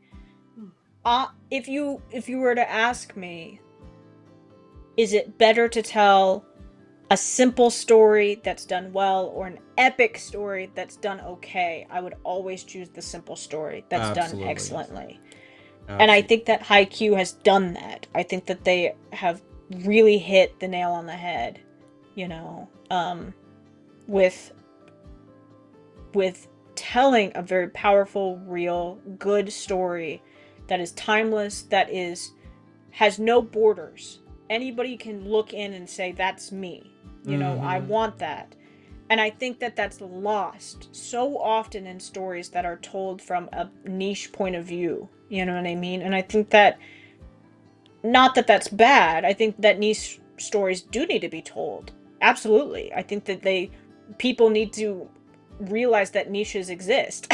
You know what I mean? And that there are other people. But I do think that if you are going to tell a really powerful story, you have to do it as you have to make your point really, really clear, you know? I don't know. That's just and I really, every time I watch Haikyuu, I think that I enjoy pretty much everything that it does. You know, I think that it's powerful and strong, and even if you don't like volleyball, what's so powerful about it is that you will after you watch this anime. It doesn't Mm-hmm. matter if you liked it or not, or if you like sports or if you don't like sports or whatever.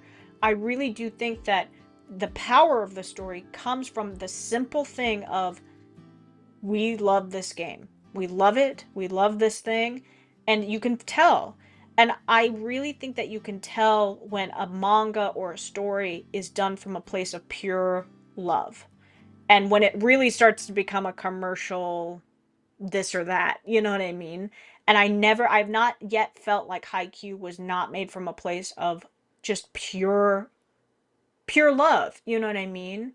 And I think that's really important because there are some animes that you're like, wow, this got really dark or really this or Right. that, and Right. it's like you can kind of tell that they're doing it for shock, you know what I mean? And they're just trying to sell, or some new character, flashy character comes on and you go, oh, they're gonna make a toy of that. That's a toy Right. character, and though that's not fun, you know what I mean? That's not made from love. That's made to sell toys, you know, and it's now, I'm not saying you can't be smart about character design and stuff like that. That's not what I'm saying. I'm just saying you can tell when something is not made lovingly, you Right. know?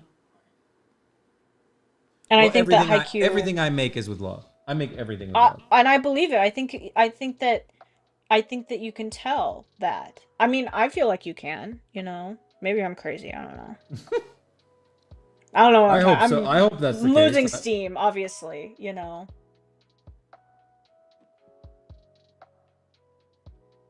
Who's getting drunk now? This is Jad's character Desmond. He's a special agent. We did him during the Discord React live too.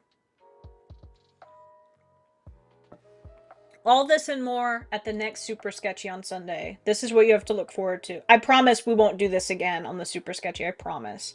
What? I What? just get like talk and yap and Oh. make everybody bored and Oh. I hope they didn't get bored off this. This was like we are trying to. I think it was really important to like. If you're going to be an OC maker or you're going to tell stories, you gotta study this stuff. You gotta discuss it. What's the good and the bad? So I think an important thing is to mix your media. It's important that if you're going to tell stories, to not just like in Haikyuu, how they take tools and things from each team and apply them and make their team stronger. You have to do that with your own work too. You have to, oh, I'm learning how to write epic battles from anime, and I'm learning how to write good sentences and dialogue from books, and I'm learning how to draw cool characters from RC. You know what I mean? You have to take oh, you tools threw from me in there. everything, you know? Yeah, you have to mix your media. You know what I mean? You can't just be like, "Oh, I read one book and now I'm gonna go write." You know what I mean? I don't know. Maybe you can. Maybe you're better than I am. But I always find that it's better when I mix. You know, Right. when I mix the stuff that I'm working with. And Drew, I can tell you made Cherry with love. I can tell. I can tell that Corn made Eddie with love. We can tell all those things just by the amount of work and that you guys put into it.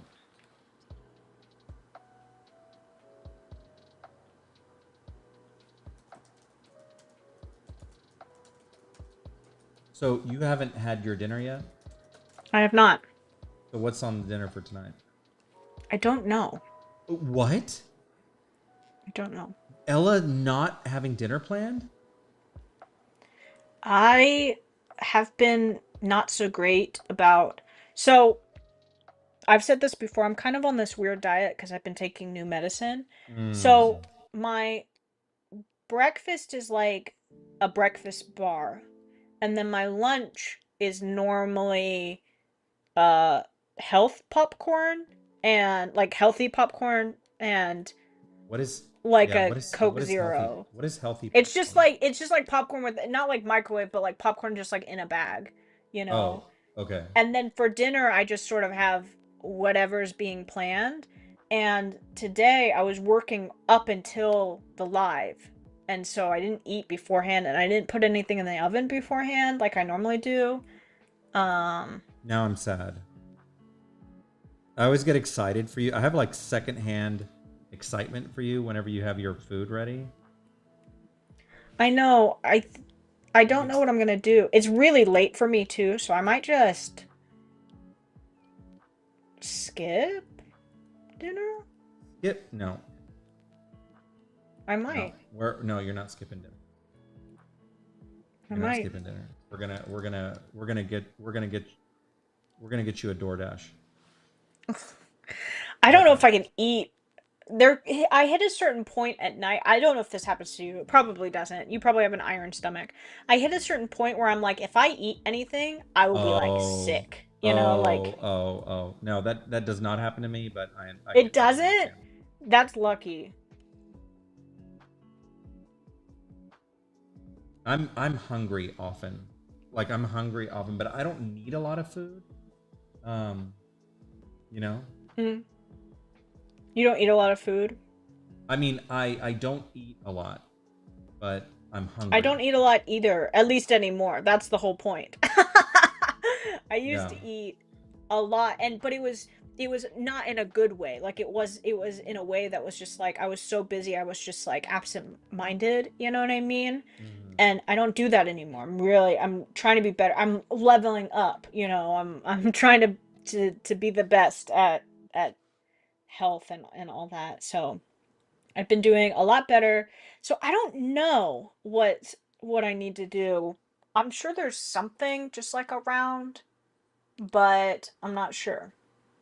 Well, if you're gonna get sick, you don't want to. If it's gonna make you sick, then no, obviously. I know, but I'm also hungry, so I'm not sure what. Oh, There's like a it's double edged, you know. well, what about like another bar or something? I do love bars. I If I love could bars. eat, if I could eat my entire nutrition in a bar or smoothie form, I would do it. In fact, I have gotten to the point where I have started doing that, where I've eaten a bar for breakfast, lunch, and then I'll eat a bar for dinner. I love bars. Like just a little cereal bar, it's the perfect size. It's the perfect like shape. I think that my stomach shape is a little bar, like just this big, Oh, you know, and I eat it and it just goes whoop right there into my stomach and then I'm all good. I'm ready to go. Although I will say yesterday I cracked a little bit and I was like I have been on this diet for so long. If I do not have some bread, I've been trying to avoid bread because it's kind of like an allergy trigger for me. Like my stomach gets really hurt. I was like, oh, if I do not oh. have a Are you? sandwich right now, like I'm gonna lose my lid. And so I had a Oh, really oh, big sandwich, and it was very nice. And I was a little sick, but it was worth it. oh. Do you So, have gluten allergy? um, not officially. So I Right, don't want to say yes because I don't want to be that guy. But I right. just have found that when I eat gluten, it doesn't necessarily feel the greatest. So I don't know. Hmm. I feel better when I don't eat it, but of course I feel better when I don't eat a lot of things. So Right. I don't know. I don't know if it's that or if it's the copious amounts of cheese that I put in the bread. Who knows? That's funny. Well, I know Jad is not with us. I hope this is turning out the way that if you like this. Rip Jad. I don't mean not with us that he's passed away, obviously. To anyone No, who I doesn't understand. just I just the way you said it was so like I know. I ominous. And realized with when I your said dark it, I was like, room and people are gonna stuff. think that something happened to him. No, no, no. That's not what I He's meant. not dead, I promise. This one I was able to do a little faster. When It's I've because got to show we're like not abs and yapping. what's that?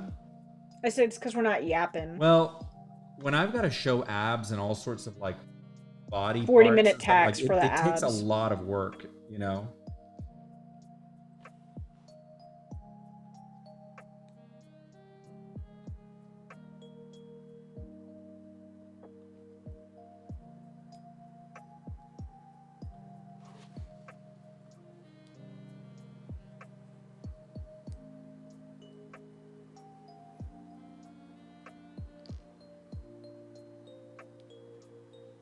I hope you guys had fun. I'm sorry that we talked so much about something that you might not be interested in, but I hope that you also took away some stuff. Not that we know everything either. We're very much beginners, you know what I mean, in our own journeys.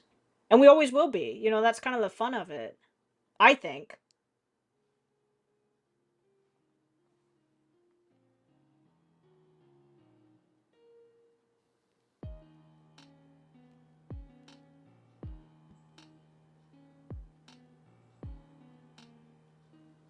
How much time has passed? Boy, I did this in record time. Let me check.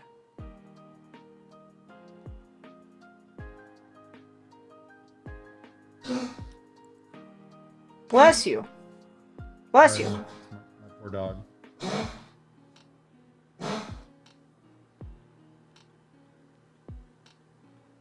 Okay, I think I'm ready to clean him up.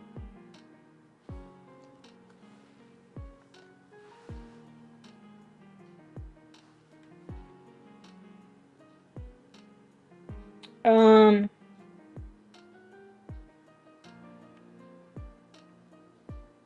15 minutes. So Wow, great. that was good.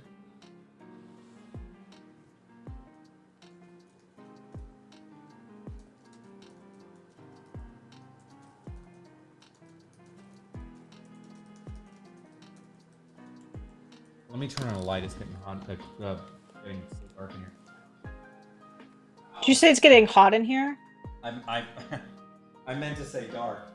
You're like, ooh, it's the lights are off. It's getting hot in here. I'm like, oh, okay. Weirdo. Ugh. Ow.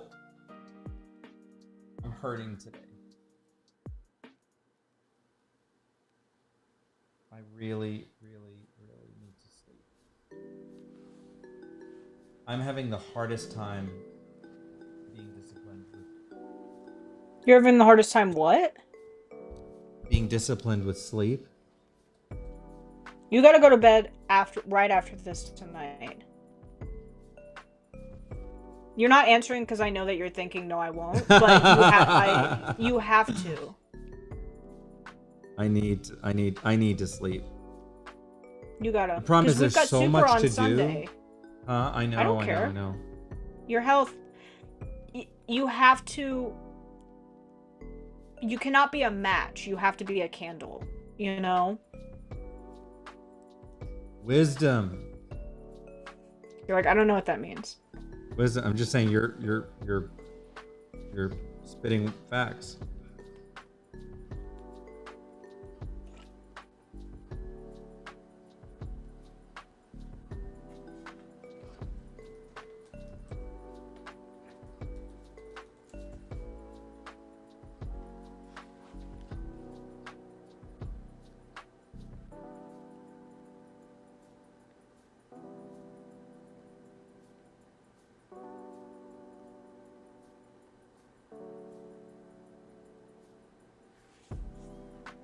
I like this one of Desmond.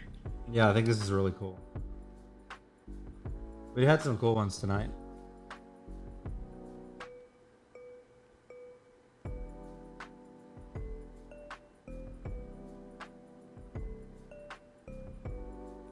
I think that I Aw. talked too much. You think that you talk too much? I think I talked too much because now I'm like very sleepy. Oh, it was so I'm funny like, because, what? huh? What were you saying? What? I was gonna say we were to try to stay awake. We wanted to have a long, I a know. passionate conversation. So I know. And we did. And now I'm sitting here like out of gas. That was a mistake. Because I was very tired before the live and now I'm very tired.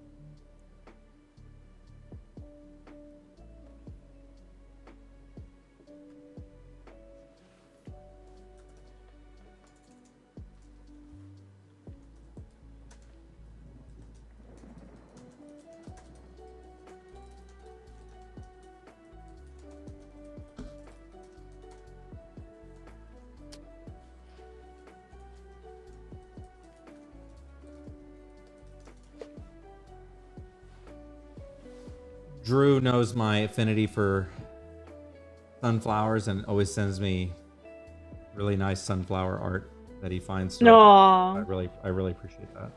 Very nice of him.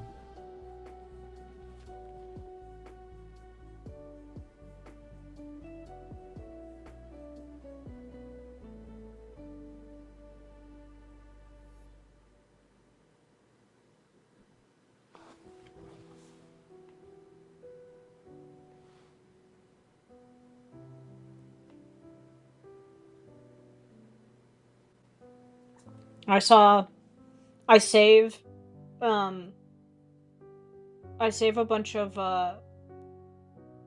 shoujo stuff for you, like cool art that I see just to send you when you're less busy. Like I have a bunch. I'm waiting to send to Oh, you so you've got it in a queue for me? in a queue. Yeah.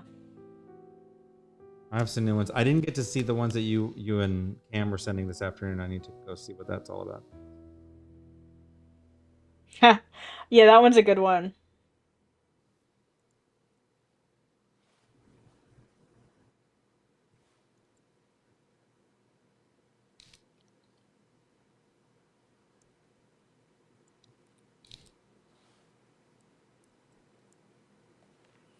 I liked that one. I was sad because you're always complaining about I never send stuff in the Yap channel, and then I You did, and then don't. you were MIA, and I was like I sitting there had just like, finished that other class and I had to go eat I and know. get I ready know your and life doesn't revolve around me, but I just felt like abandoned, that's all.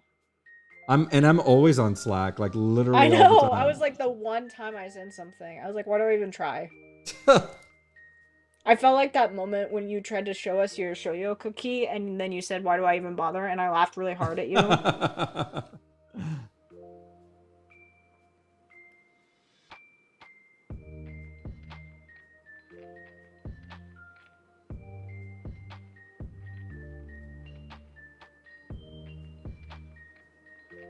I have a question. This is a hot take. It's Flux After Dark, so I want to ask a a hot take question.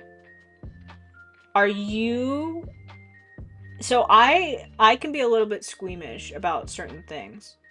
And I think it's just from my upbringing, like I don't know. I grew up a little bit like prim. Sometimes I'm very like what's it called when you have like I'm very preppy. I'm a very preppy girl, you know what I mean? Do you mean like So prude?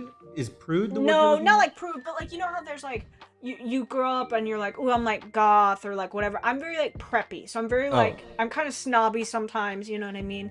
So this it feels unrelated, but I promise it like makes sense in my mind.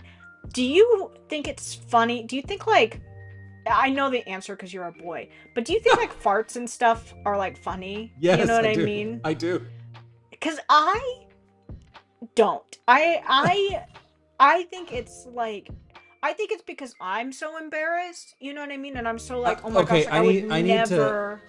need to put some like context around that. Mm, I I think they can be funny. I am a grown ass man now, and I know that when that's appropriate or not. You right. know, and when it's like so, it's funny in the right context, right? I think otherwise it's pretty disgraceful. You know, so it just depends on the context. You know, of what happens. I You know, like I never obviously. think it's funny ever. I Like I never. I I feel bad for the person. Like, and maybe it's just because of my own. well, of course, yeah. No, You know. I think it's gosh, it just I think it can be yes, yes, I agree with you. At the same time, I think it can be it's it's like the lowest form of humor. I'm not Mm. immune to that because I've made fart jokes and stuff before. You know, so I'm not immune to it, and I recognize it's Yeah. like the lowest form, but it can have its own, you know. I I have never.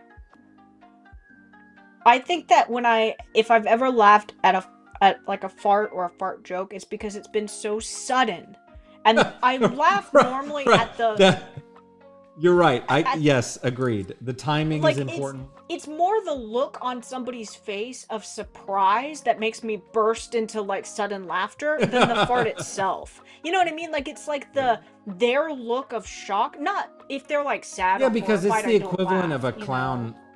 You know, it's the equivalent of like a clown horn. You know, like it's like on its own, it's not really But it comes funny. from your, I don't like it. It comes from somebody's body and I just know that like it's different than like making a sound that is funny on purpose I and then like making totally. it from your It is. body like You're ugh. right.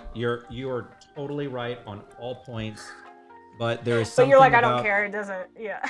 there's something about being a teenage boy that is inherent to what we you know find funny and Yeah. well I'm not teenage anymore obviously but like Yeah. at a time it's Right. just how it is but I agree with you on all fronts.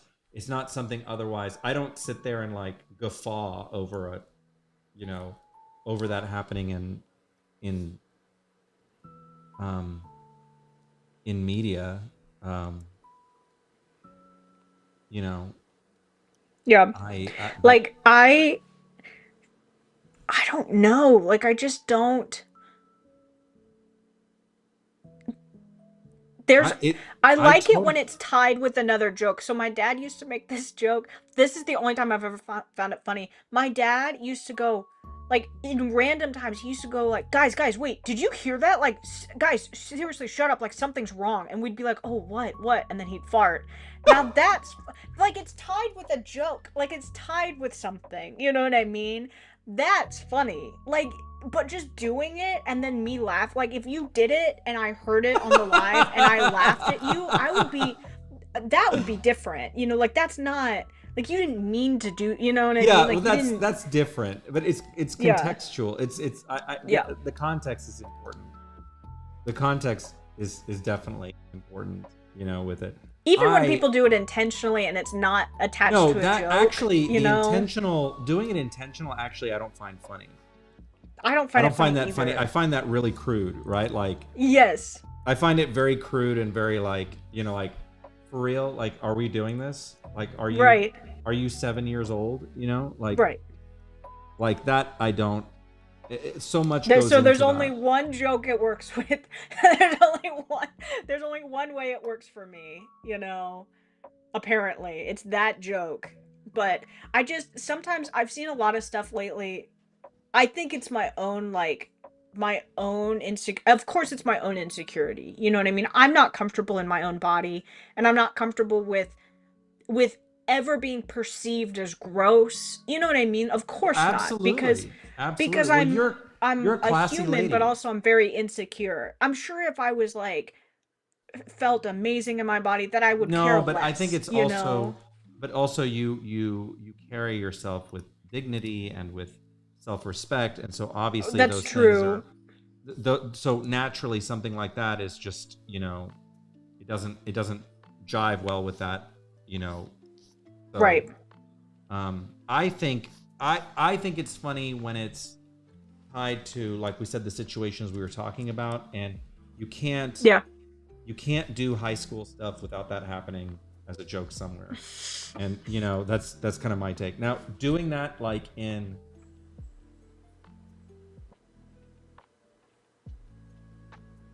wait, okay, this is gonna be crazy. Didn't Am I imagining this? I thought that there was a fart joke in Haikyuu.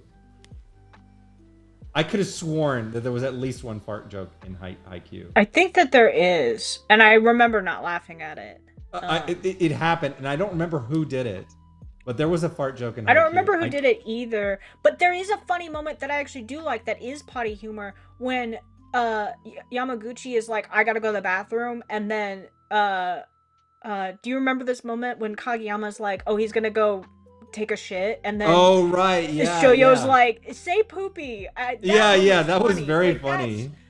but it wasn't like crude like because the because of poop. Like it was funny Right, because right, of their dynamic. You know what I mean? Like right. that was the funny part.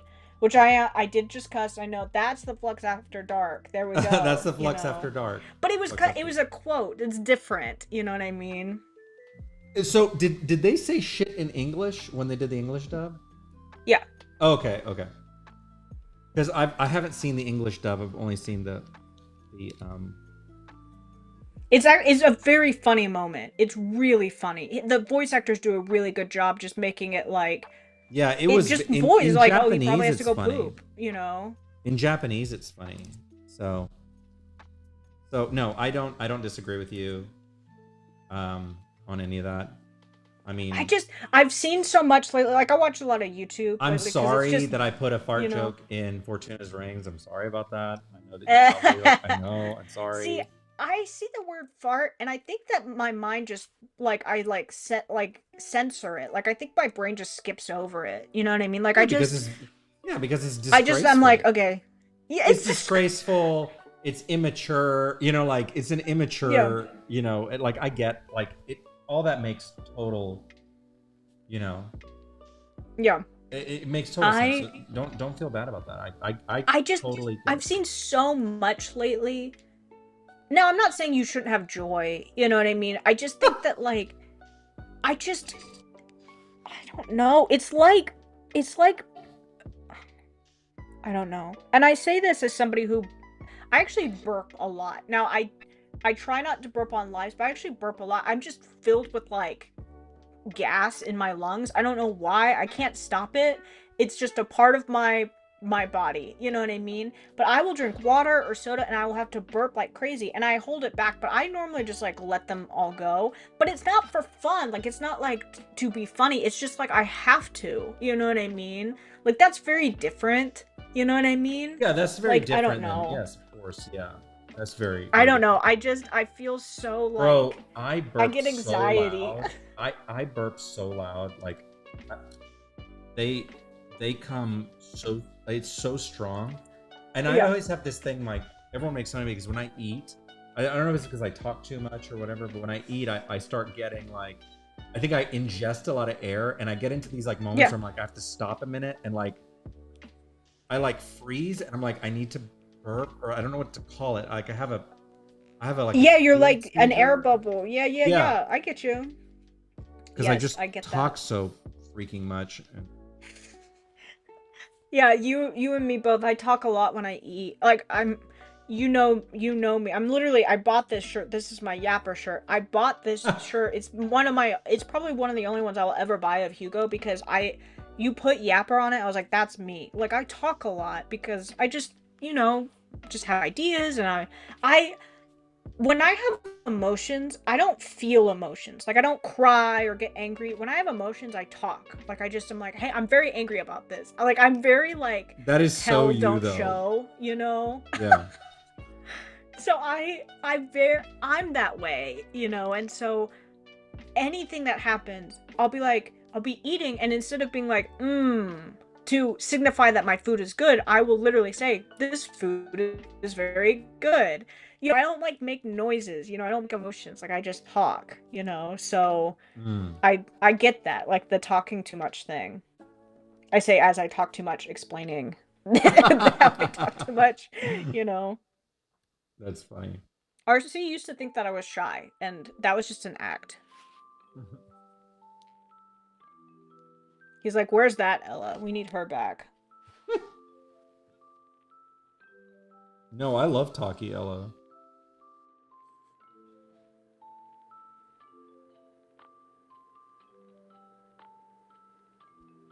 She's a menace. There was times where I would have to just do streams and I would just have to talk the whole time, and it gets.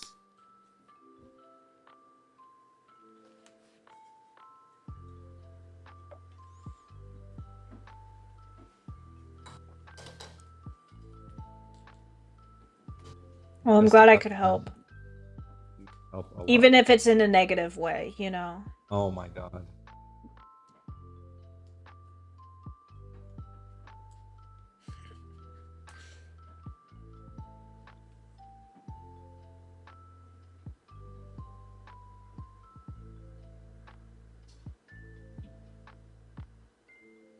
This was a fun stream.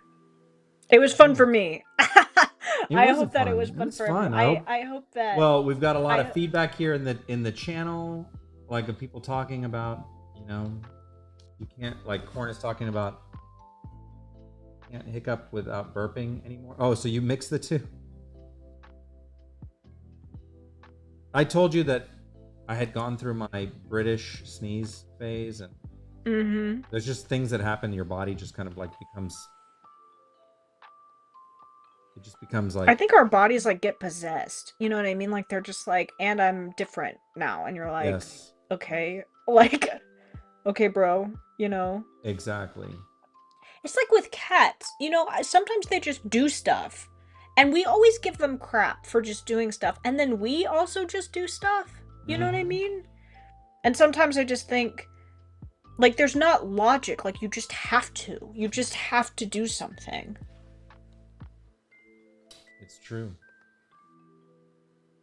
All right, I'm putting the final details here, and then Ella can go to bed. And you, And me. right? There we go. Right. If you don't go to bed and you go to bed at like 2 a.m. and you're all tired tomorrow, I'll be Well, so mad. Super Sketchy is Sunday, right? No, it's tomorrow. No, for real, it's not tomorrow, is it? No, it's Sunday. Oh, okay. Then I would start crying.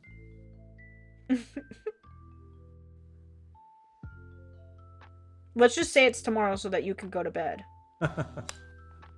All right, I think I got it. How's that? It looks amazing. Well, I had hoped to do for today. I had so many interruptions earlier. I'm sorry about that. Life around here. Me interrupting with my talking. No, not you. I'm talking about around here. I had to keep getting up and everything. So wrong button again. Goodbye. We I put the just count I end put the with the countdown by countdown. accident. I'm like, what is wrong with you? Um. Anyways, well, thanks a lot, you guys. Stuck around with us on a Friday stream. We hope we didn't talk your ear off. Hope you got something out of this conversation. So, Sorry, it's me. no, Don't blame RC. no, Just it was good. We rewatch this wanted to talk. stream and mute. Just mute it and listen to music. That's what you gotta do. Well, have a great night, everyone. We will see you on Sunday for Super Sketchy Live. Ella, you go and enjoy your evening. Don't even worry about it. Post whatever. Just go to bed, and we will Okay, talk. you We got will it. talk later. Okay. Okay. All right. Good night, everyone. Bye.